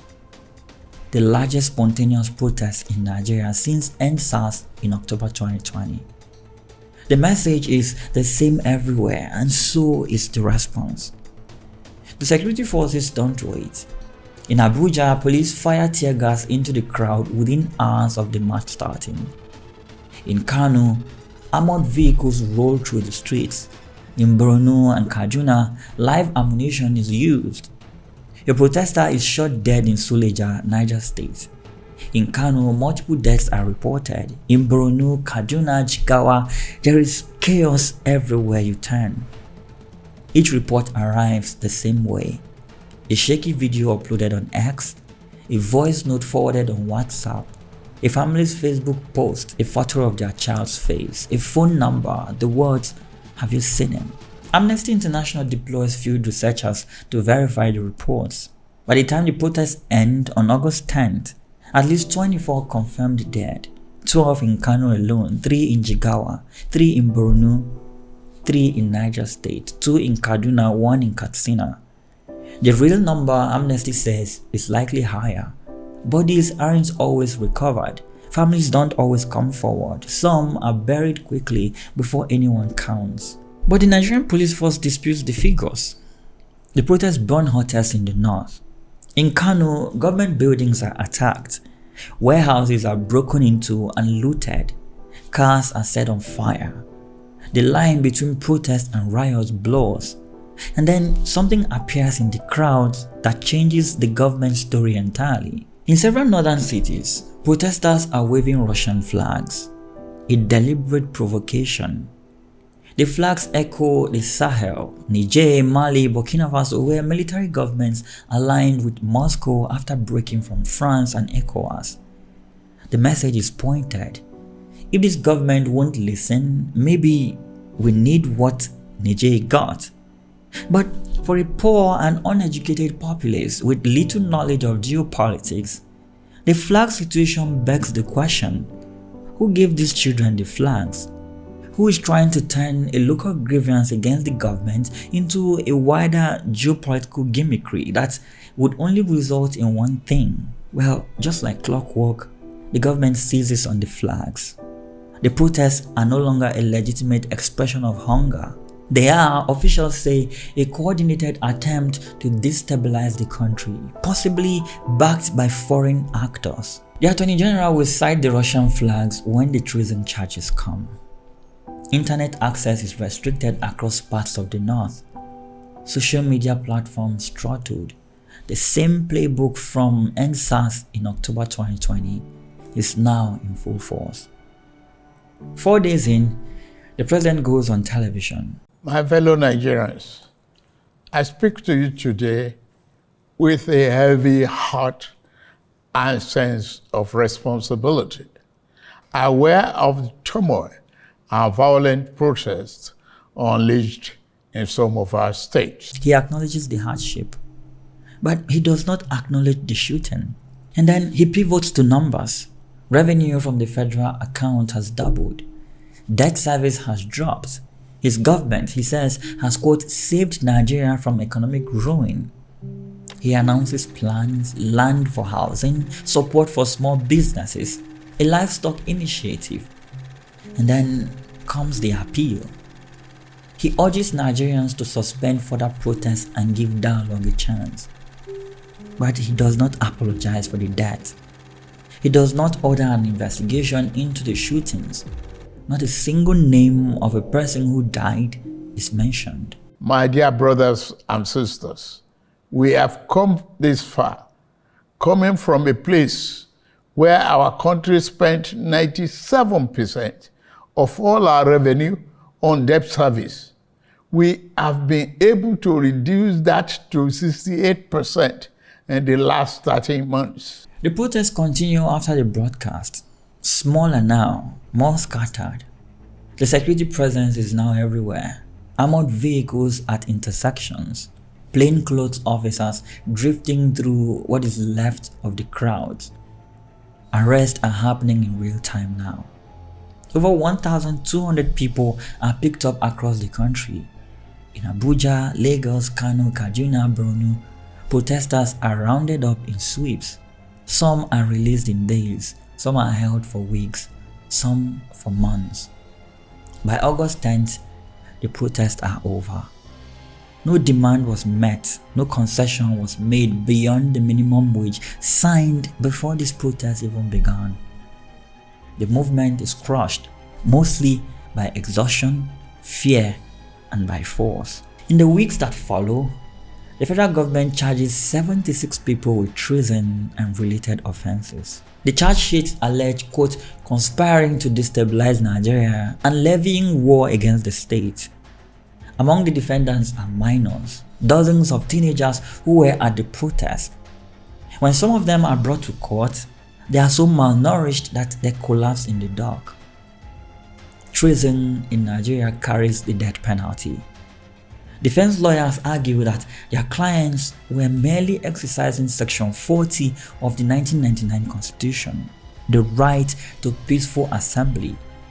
But the prosecution argues the protests were not peaceful and that the looting, the Russian flags, and the anti-government chanting constituted a coordinated attempt to overthrow the government. The trials will drag through the courts for months.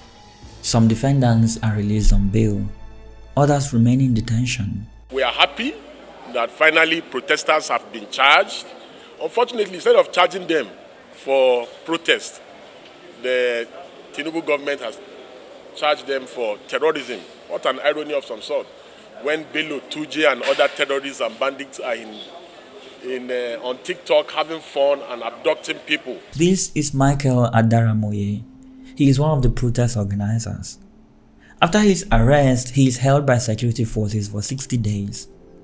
When he finally appears in court, he describes what he alleges happened during those 60 days. He was beaten, he says. He was taken to a room and told he would be shot. A gun was placed against his head, mock execution style. He was held in solitary confinement for extended periods. Other detainees, he says, went through the same. The government does not respond to his testimony. The DSS does not issue denial. On October 1st, Nigeria's 64th Independence Day, protest organizers called for a renewal of demonstrations. But security forces deploy in overwhelming numbers across the country. The protests are shut down even before they begin. Under Tinubu, dissent is treated as treason. Protest is treated as war. Well, 1 month after the worst unrest of the Tinubu presidency, the Dangote refinery finally starts producing petrol. The Dangote refinery has started production and its products are expected in the market in a few days. In September 2024, the Dangote Petroleum Refinery starts producing petrol, the fuel whose price triggered everything that just happened in the streets. The refinery received its first crude back in December 2023, produced nothing. In January 2024, it started making diesel and jet fuel. Useful, but not the product that mattered. Now, 15 months after Tinubu removed the subsidy, the refinery is finally making the fuel the country actually needs. But the price is between 950 naira and 1030 naira per litre depending on location, higher than what NNPC charges. Within weeks, NNPC adjusts its own price upward, 855 naira to 1030 naira, all depending on where you are, quietly admitting that the old 617 naira was never going to hold. Two domestic suppliers are now competing. Prices are high, but for the first time, they are being set by a market and not by a government announcement. Despite the protest and the shooting that follows, the APC is still performing miracles at the polls. Edo State holds its off-cycle governorship election. Monday, Okpebolo, the APC candidate, defeats Asue Igodalo of the PDP. The race is competitive. Observers flag irregularities in some areas, but as always, the result stands. 2 months later, Ondo, Lucky Aidetiwa, APC, he wins in a landslide. Hundreds of thousands marched in August. They chanted against the government. They risked bullets. Yet the ruling party wins the next 2 elections anyway, through incumbency, vote buying, ethnic rhetoric, and security state intimidation. This is now perceived to be the sheer organizational muscle the APC has been building since its founding. And then Tinubu reshuffles his cabinet. These are the following ministers who have been discharged, and as you know, the president met them this afternoon to thank them for their services for the nation. The most significant reorganization since the government was formed. 5 ministers are out, amongst them Uju Kennedy Ohanenye, who replaced the disgraced Beta Edu at Humanitarian Affairs and proved just as controversial. 7 new faces in, 10 moved to different portfolios, shedding liabilities and rewarding loyalists, repositioning. And underneath the political machinery, something has been building quietly while everything else burned. 3 weeks before the reshuffle, on October 3rd, the administration transmits 4 tax reform bills to the National Assembly. The work of Taiwo Oyedele, a PwC partner turned government reformer, and his Presidential Committee on Fiscal Policy and Tax Reforms. These 4 bills would tear up the old tax code and start over. Over 60 existing taxes collapsed into fewer than 10. A new revenue service to replace the FIRS, a single collection framework, a restructured formula for how VAT revenue gets shared between the states. The northern governors reject it immediately. The new formula, they say, would cut money to the states that already received the least. The National Economic Council meets to mediate. The fight will consume the assembly for months. While the streets bled in August and teenagers sat in detention on trucing charges with the economy grinding through its worst inflation in a generation, this committee was quietly rewriting how Nigeria collects and distributes money. Now, whether what they wrote survives the assembly and whether the version that comes out matches the version that went in is the question for next year. Many Nigerians are angry because it's not peculiar to Nigeria. So anywhere in the world, when people hear about taxes, their initial reaction is to always want to push back and to just want to say no. It is December 2024, and there is a woman in Bodija Market, Ibadan, checking the price of Gari, wishing she can afford just a cup today.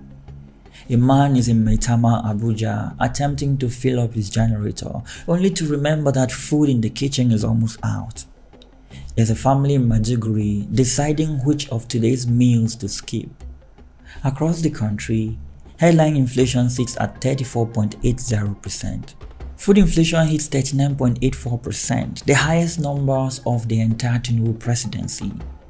Under the current way inflation is counted, this is as bad as it gets. But the government is about to ensure this number will never be reached again. The woman in Bodija doesn't know that. For her, this isn't a statistical peak. It is just another Wednesday. The same as yesterday, the same as the day before. Every day has been like this since the fuel subsidy disappeared 19 months ago. But then, Aliko Dangote announces a price cut. Dangote petrol will now sell at 899.50 naira per litre through the holiday season. He calls it a Christmas gift to Nigerians.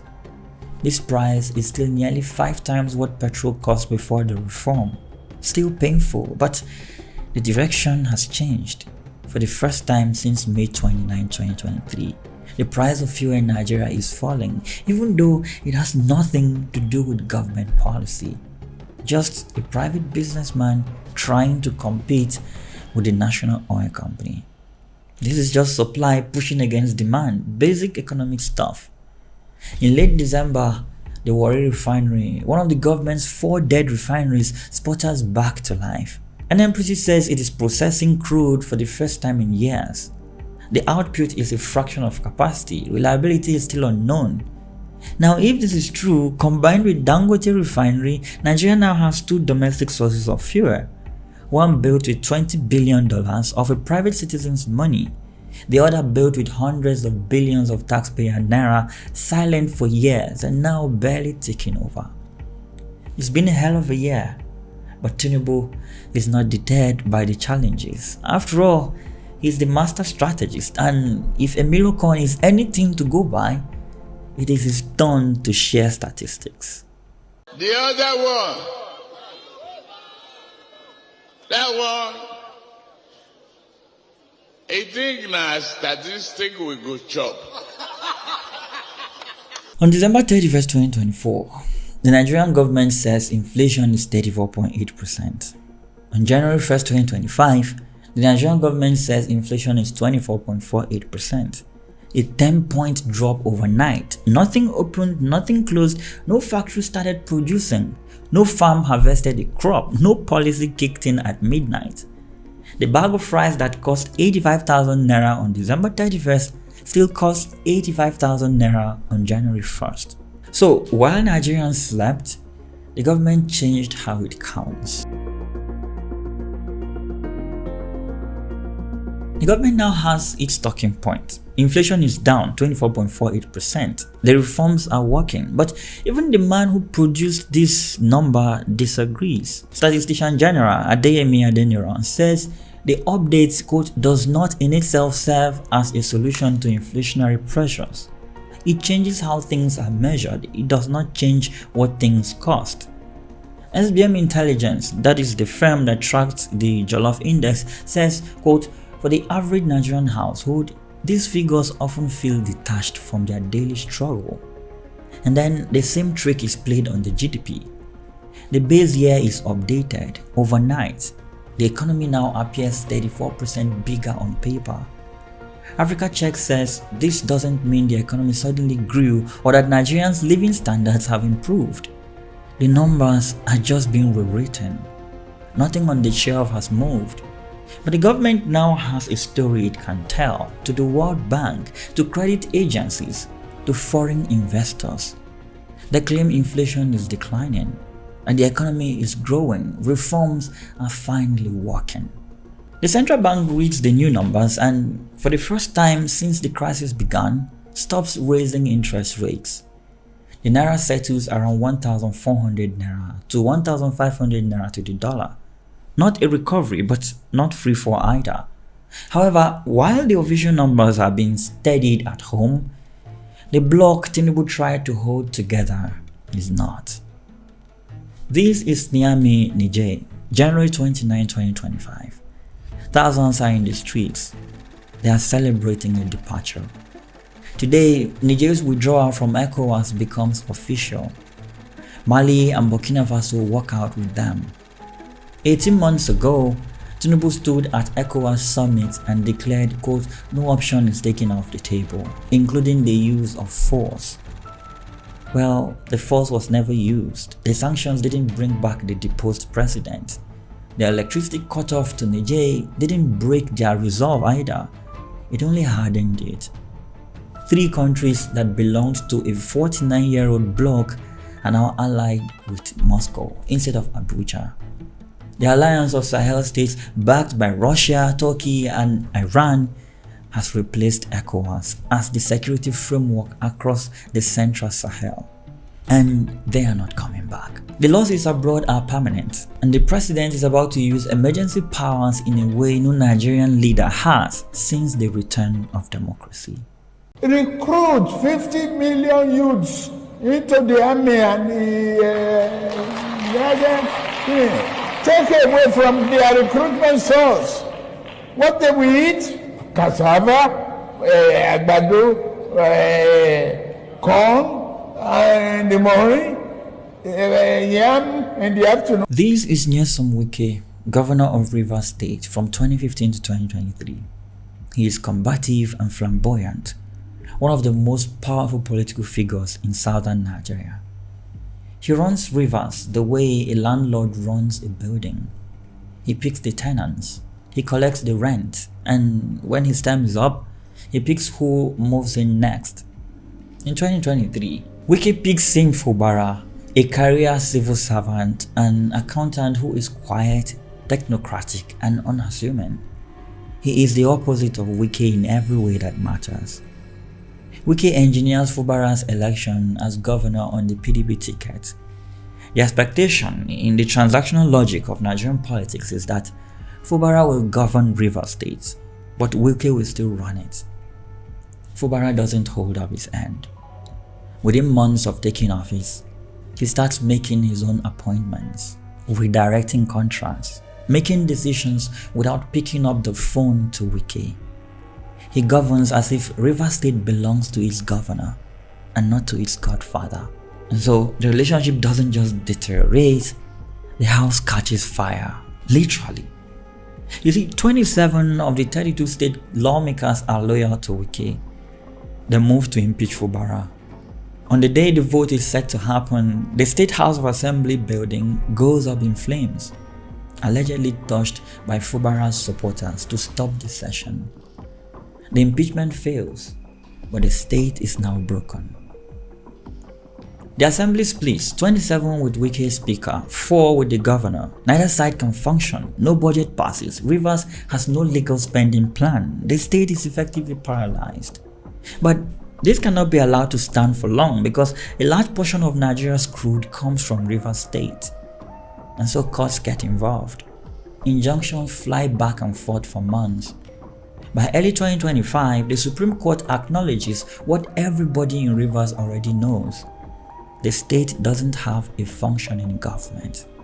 And Wike is not even in Rivers State anymore. Tinubu appointed him FCT minister back in August 2023, a cross-party move that gave a senior PDP man a seat at the federal table. From his office in Abuja, the Godfather wages war on the governor he had installed. President Tinubu, tired of watching the drama unfold in one of his oil states, invokes Section 305 of the 1999 Constitution and he declares a state of emergency in Rivers State. The terms are sweeping. Governor Fubara is suspended. Deputy Governor Ngozi Maudu is suspended. All 32 members of the Rivers State House of Assembly are suspended. Fellow Nigerians, I feel greatly disturbed at the tone we have come to regarding the political crisis in Rivers State.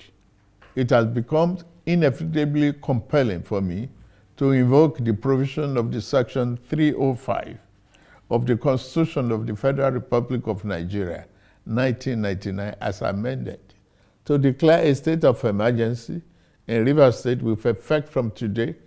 All suspensions are to last for a duration of 6 months. The president then appoints a sole administrator, retired Vice Admiral Ibok Etebas. This is the most dramatic exercise of presidential power since the return of democracy in 1999. Tinubu's stated justification is that total paralysis of governance has occurred in Rivers. The failure to pass an appropriation bill, pipeline vandalism, including attacks on the Trans-Niger pipeline, threatens oil revenues and national security, he says. The National Assembly endorses the declaration. The House of Representatives receives Tinubu's letter the next day. But the PDP rejects it outright, calling the move an attempt by the president to override the Constitution of the Federal Republic of Nigeria. However, while Fubara is out, Wike is still in the cabinet. He keeps his office with his influence and proximity to the president all intact. The Rivers emergency will last its full 6 months. On September 18, 2025, Tinubu will lift it, restoring everyone, Fubara, Udu, Amewule, all legislators, to their positions. He will cite, quote, a groundswell of new understanding. Whether the emergency resolved the crisis or merely froze it will remain an open question. But the precedent is set. A sitting president can now suspend an elected state government for 6 months, install an appointed administrator, and face no consequences. Well, speaking of consequences, Tinubu's economic reforms have produced a result that is about to come forth in a World Bank report.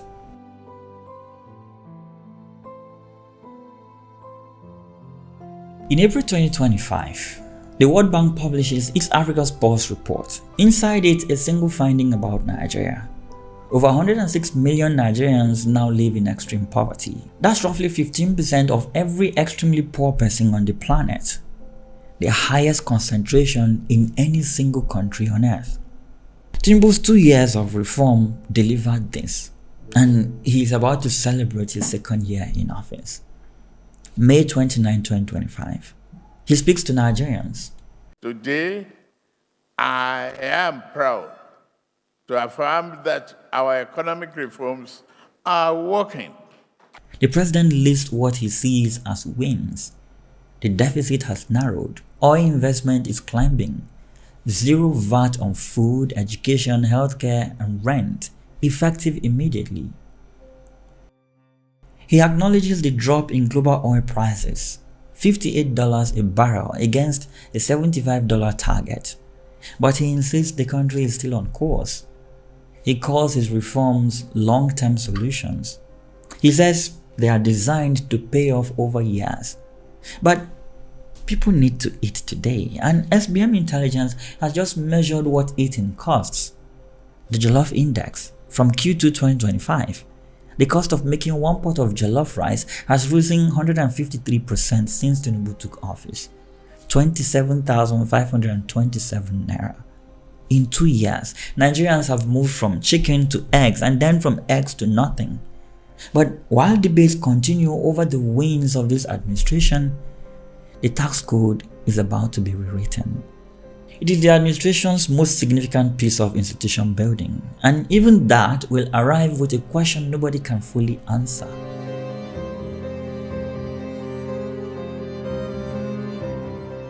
In June 2025, Tinubu signs all 4 tax reform bills into law. 60 taxes become fewer than 10. The old system was a mess. Dozens of overlapping taxes collected by different agencies at every level of government. Companies taxed twice on the same transaction. Small businesses buried under paperwork they couldn't understand and fees they couldn't afford. The new system replaces all of it. Workers earning below a certain threshold pay nothing. The vast majority of small businesses are exempt from nearly everything. The government describes it as the most ambitious overhaul of Nigeria's tax system in decades. This structural reform aims to reshape how the country runs for decades. The northern governors fought it for months. The new formula for sharing revenue between states, they argued, would take money from the places that needed it the most. The debate consumed the National Assembly. There were negotiations, compromises, pressure from every direction, but in the end, the bills passed. Tinubu signed them. They take effect January 1st, 2026. But even this comes with a crack. Within months of the signing, allegations surfaced that the version of the law published in the official gazette doesn't match the version the National Assembly actually passed. Mr. Speaker, honorable colleagues, what I passed on this floor is not what is gazetted. So there is no motion here, but Mr. Speaker, I'll be pleading that all the documents should be brought before the committee of the whole. Somehow, words changed between the chamber and the printer. This is a huge fraud. The National Assembly calls for an investigation. But as the investigation proceeds, no charges follow. And as always, there's already another crisis brewing and attention shifts yet again. I don't read social media anymore. They abuse the hell out of me.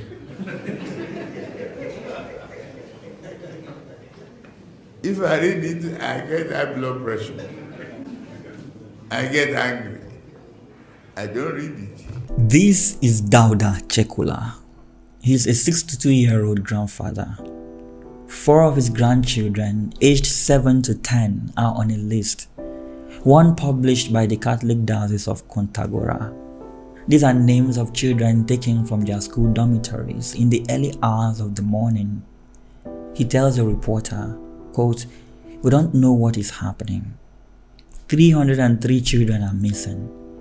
By the time those children are taken, the security crisis across Nigeria has already claimed thousands of lives this year. Thousands more have been kidnapped. A senior military commander has been captured and executed by the insurgency he was sent to fight. Worshippers have been gunned down during prayers. Hundreds have been killed in single streets. The security the president promised on inauguration day never arrived. And now the country is about to face a collapse that has been building all year."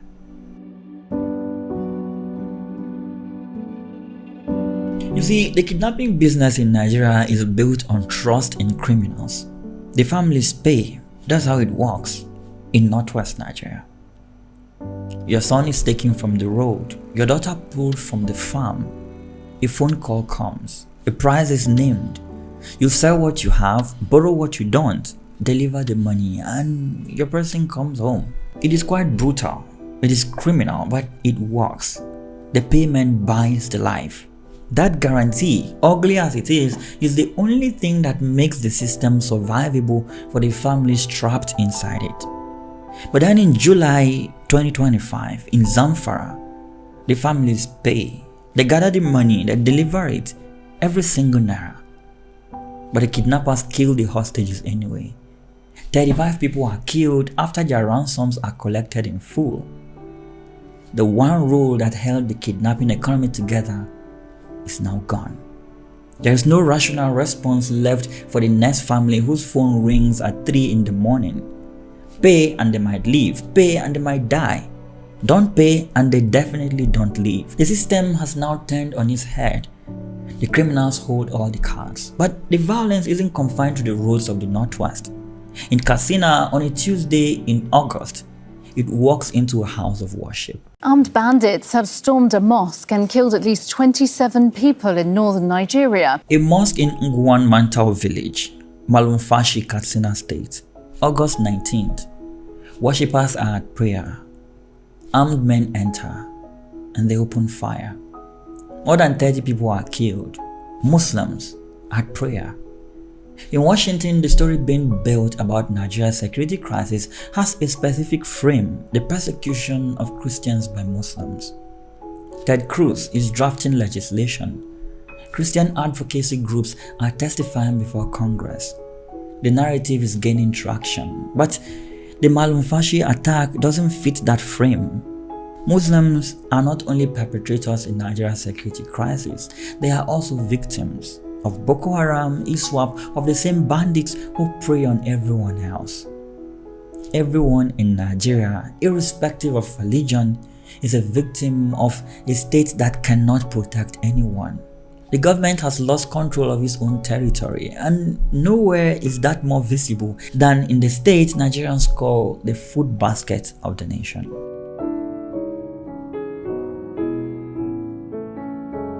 This is Benue State. It feeds the country, or it used to.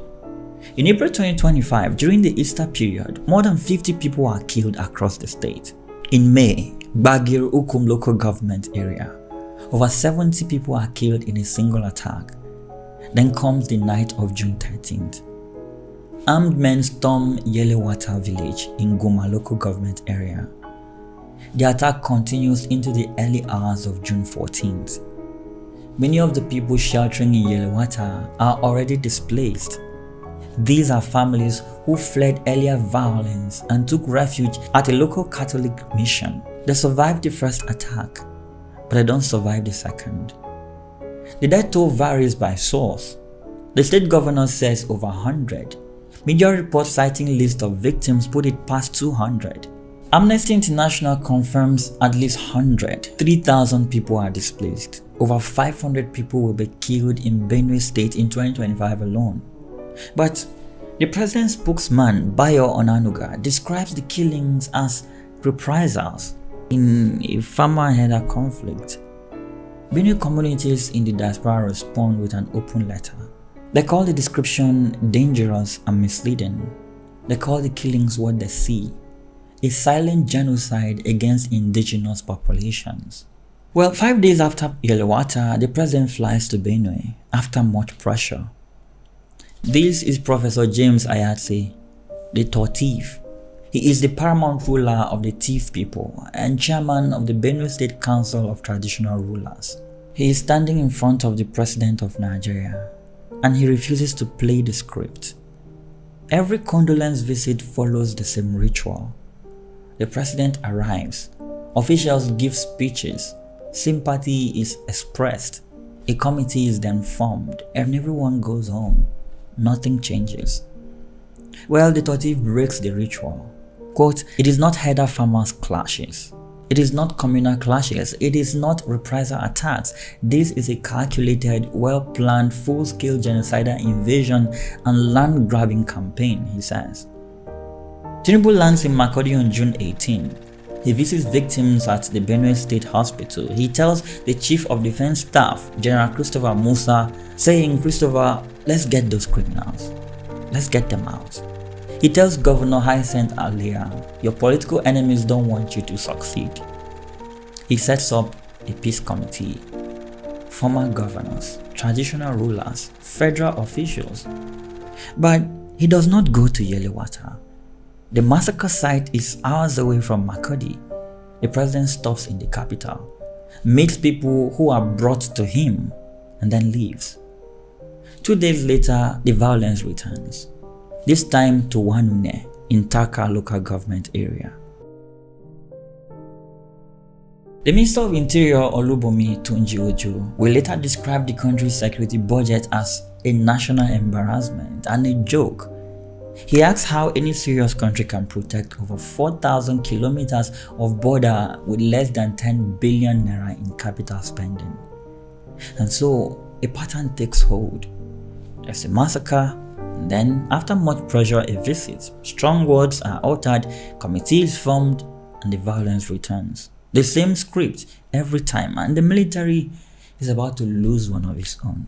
This is Brigadier General Musa Uba, commander of the 25th Task Force Brigade, deployed to Borno State to fight the insurgency that has been burning in the northeast for over a decade. On November 15, 2025, Boko Haram ambushes his convoy. He is captured and then executed. A brigadier general taken and killed by the force he was sent to destroy should result in unrestrained force unleashed against the terrorist. But that didn't happen. Since April, ISWAP, that is the Islamic State's West African branch, has been running what analysts at the Sufan Center calls a Burn the Camps campaign, systematically targeting Nigerian military positions across the Lake Chad region.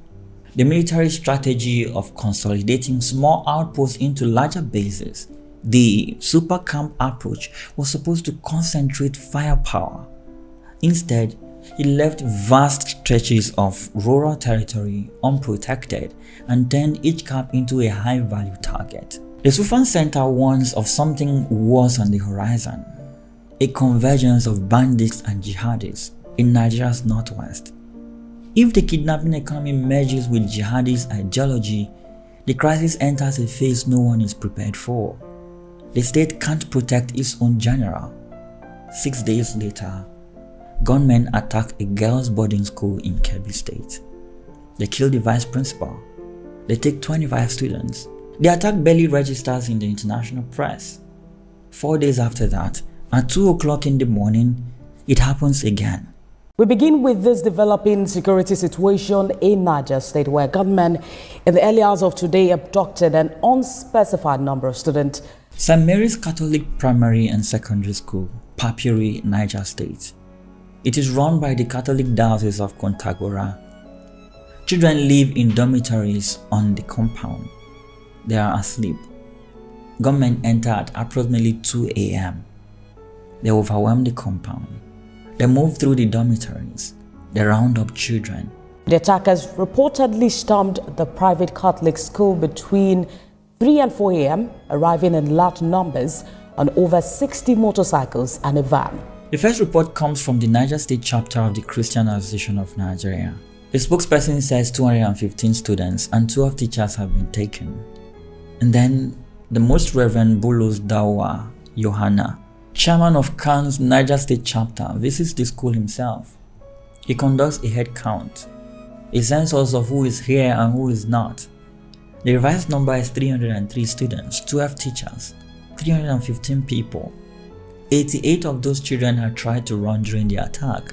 They were caught before they made it out. 50 students managed to escape in the hours that follow, returning to their families one by one. 265 remain in captivity. The Catholic Diocese publishes their names: 239 nursery and primary students, 14 secondary students, 12 teachers, ages 10 to 18. Among them, 4 children belonging to Dauda Chekula, the grandfather aching to see his grandchildren again, 7, 8, 9 and 10 years old. Pope Leo XIV, at the end of Mass, addresses the congregation. Quote, "I feel great sorrow, especially for the many girls and boys who have been abducted and for their anguished families." Niger State orders all schools closed indefinitely. Several neighboring states follow. No group claims responsibility. The United Nations calls for swift action, and in Washington, the president has spent the last 3 weeks building a case about things like this. Last year, I introduced the Nigeria Religious Freedom Accountability Act, which would require placing Nigeria back on the country of particular concern list and impose sanctions on officials involved in enforcing blasphemy and Sharia laws. While Nigerian families are burying their dead, an American senator is drafting legislation about them. This is Senator Ted Cruz. He introduces a bill designating Nigeria as, quote, a country of particular concern for severe violations of religious freedom. The bill proposes sanctions on Nigerian officials, including the governors of the 12 northern states that operate Sharia legal systems, accusing them of facilitating, quote, Islamist jihadist violence. But you see, the bill didn't come from nowhere.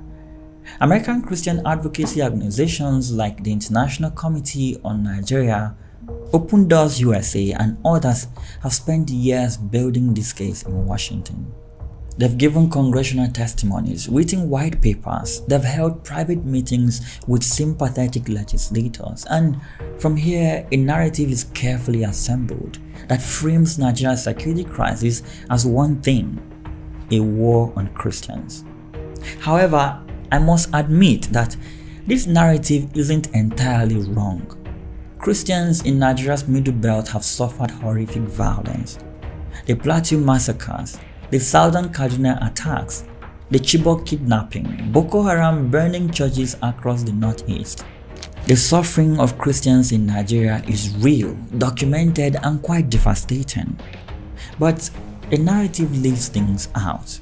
It leaves out the 32 Muslims killed at prayer in Malumfashi. It leaves out the nearly 3,000 kidnapped in the Northwest, which are overwhelmingly Muslim victims taken by Muslim bandits. It leaves out ISWAP's campaign in the Northeast, which has killed more Muslims than Christians.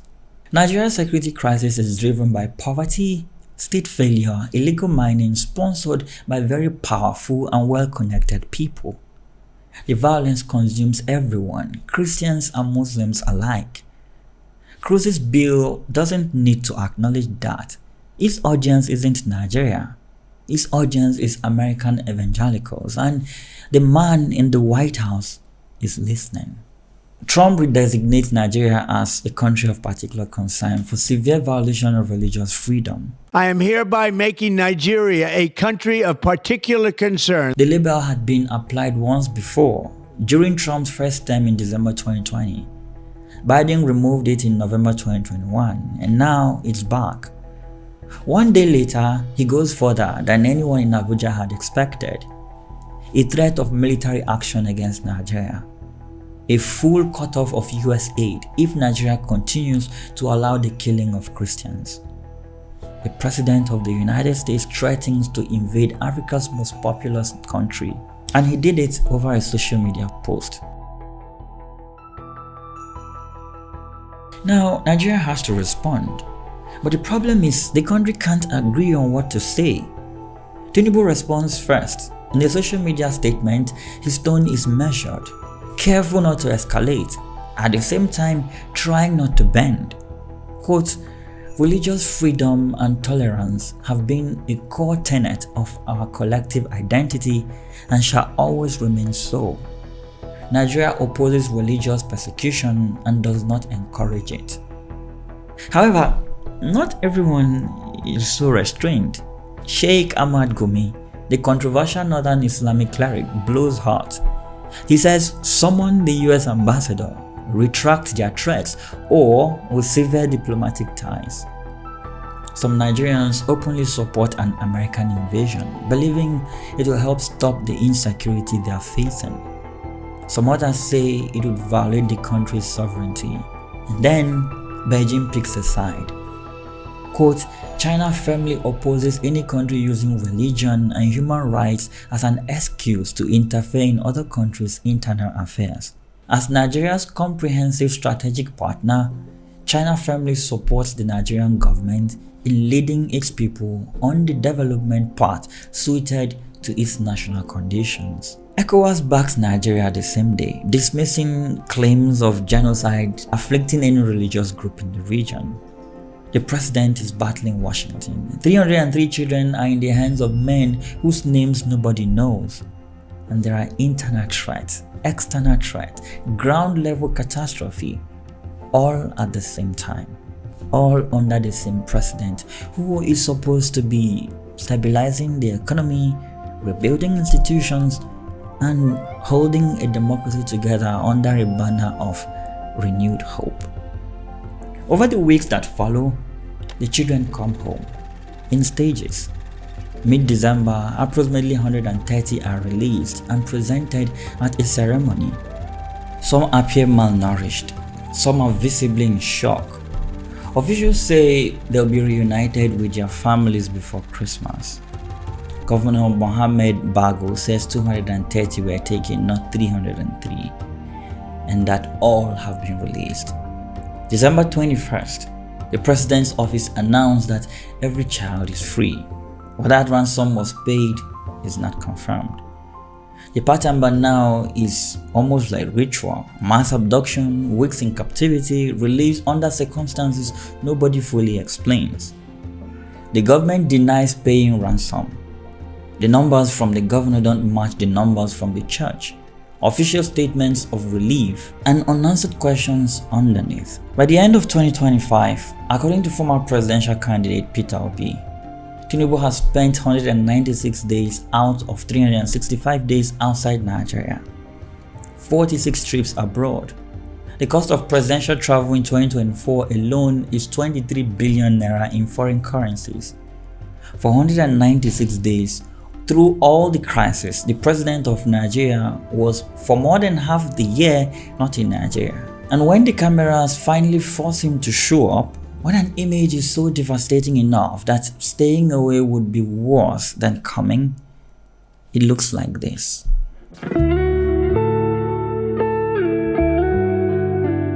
This is Rhoda Favor Ayuba. She is a mother.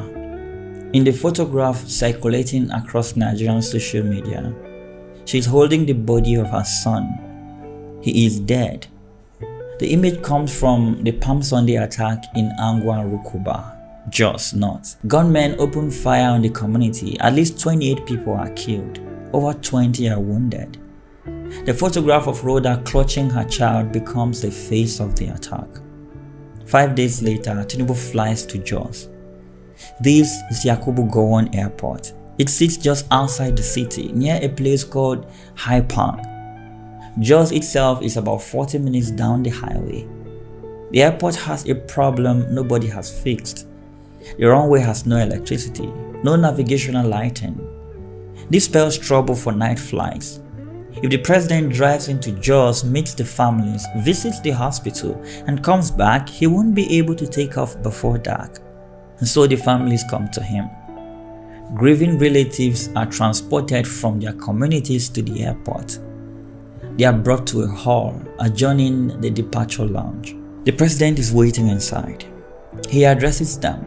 You have no light at the airport, and I have to fly back within the next 10 minutes.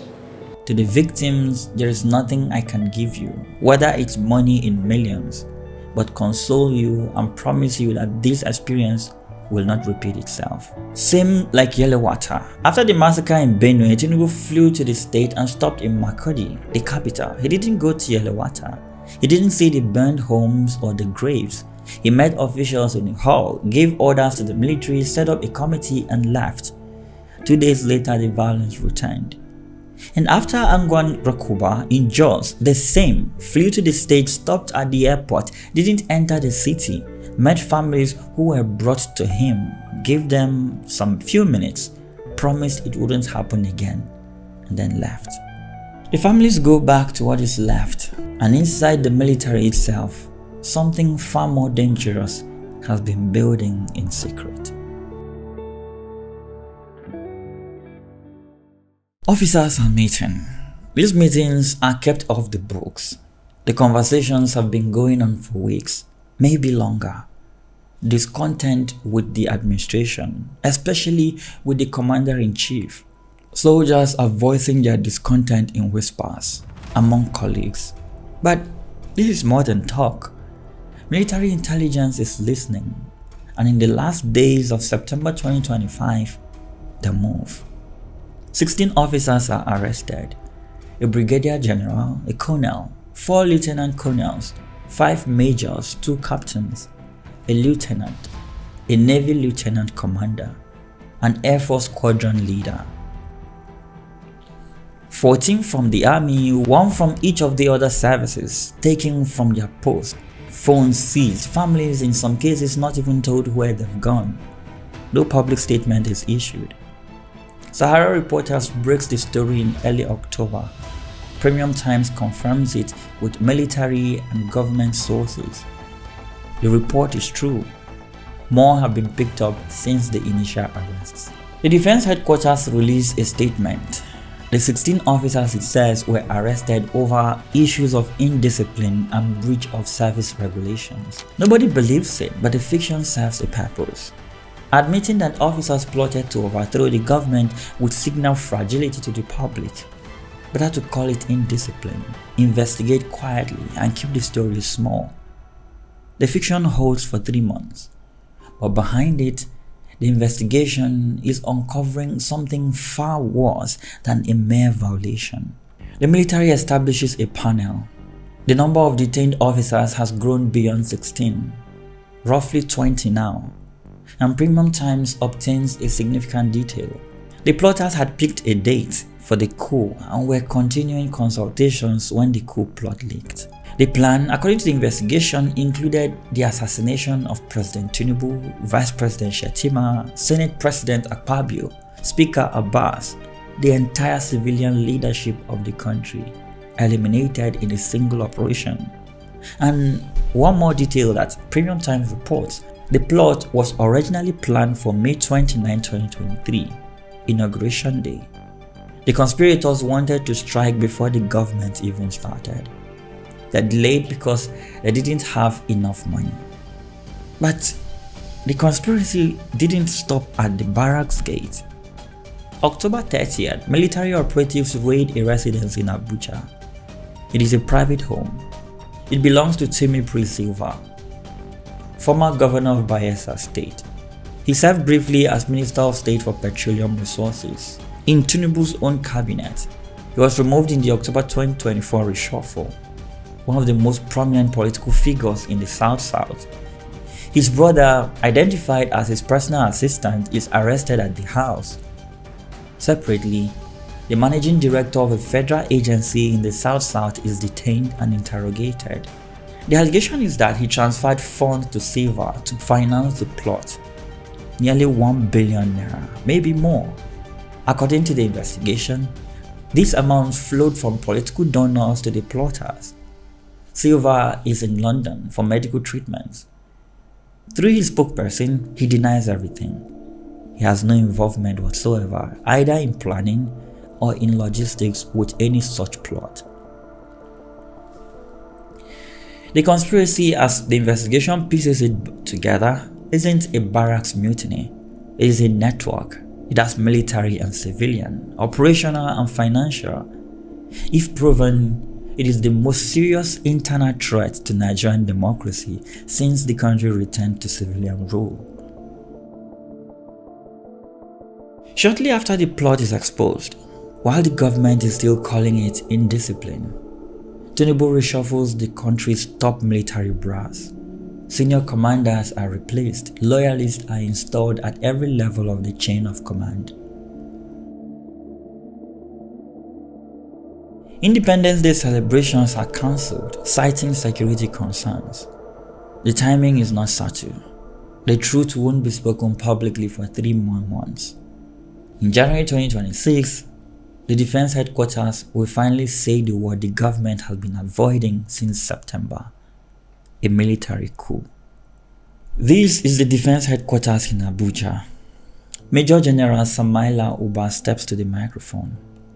Quote, "The armed forces of Nigeria wishes to inform the general public that investigations into the matter have been concluded.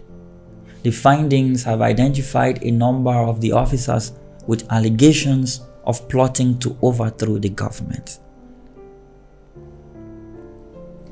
Those with cases to answer will be formally arraigned before appropriate military judicial panel to face trial."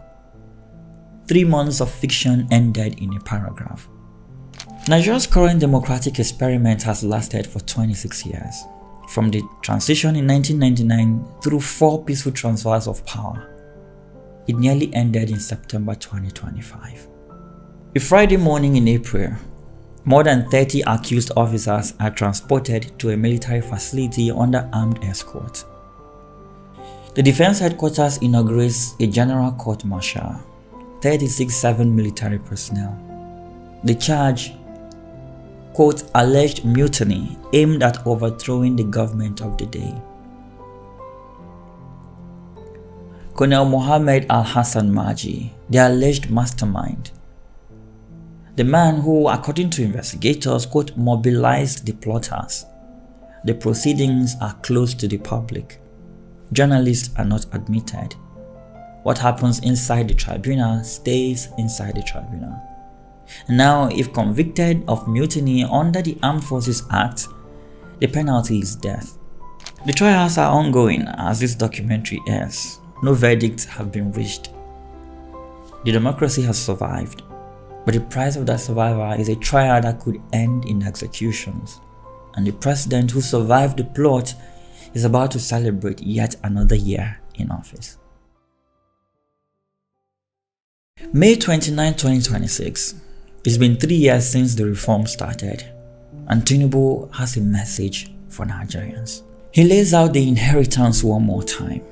The subsidy that was draining the treasury dry. The exchange rate windows that fed insiders while everyone else paid the spread. The trillions lost to arbitrage, the same argument he has been making since day one. The old system was killing the country. The reform was surgery. The pain was the price of saving the patient.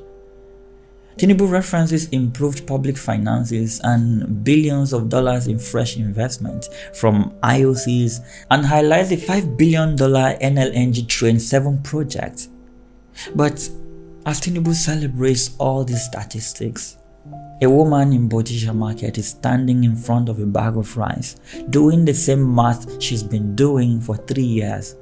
And she explained Tinubu's own words over and over again. Now statistics we go chop. The other one, that one, I think now statistic we go chop.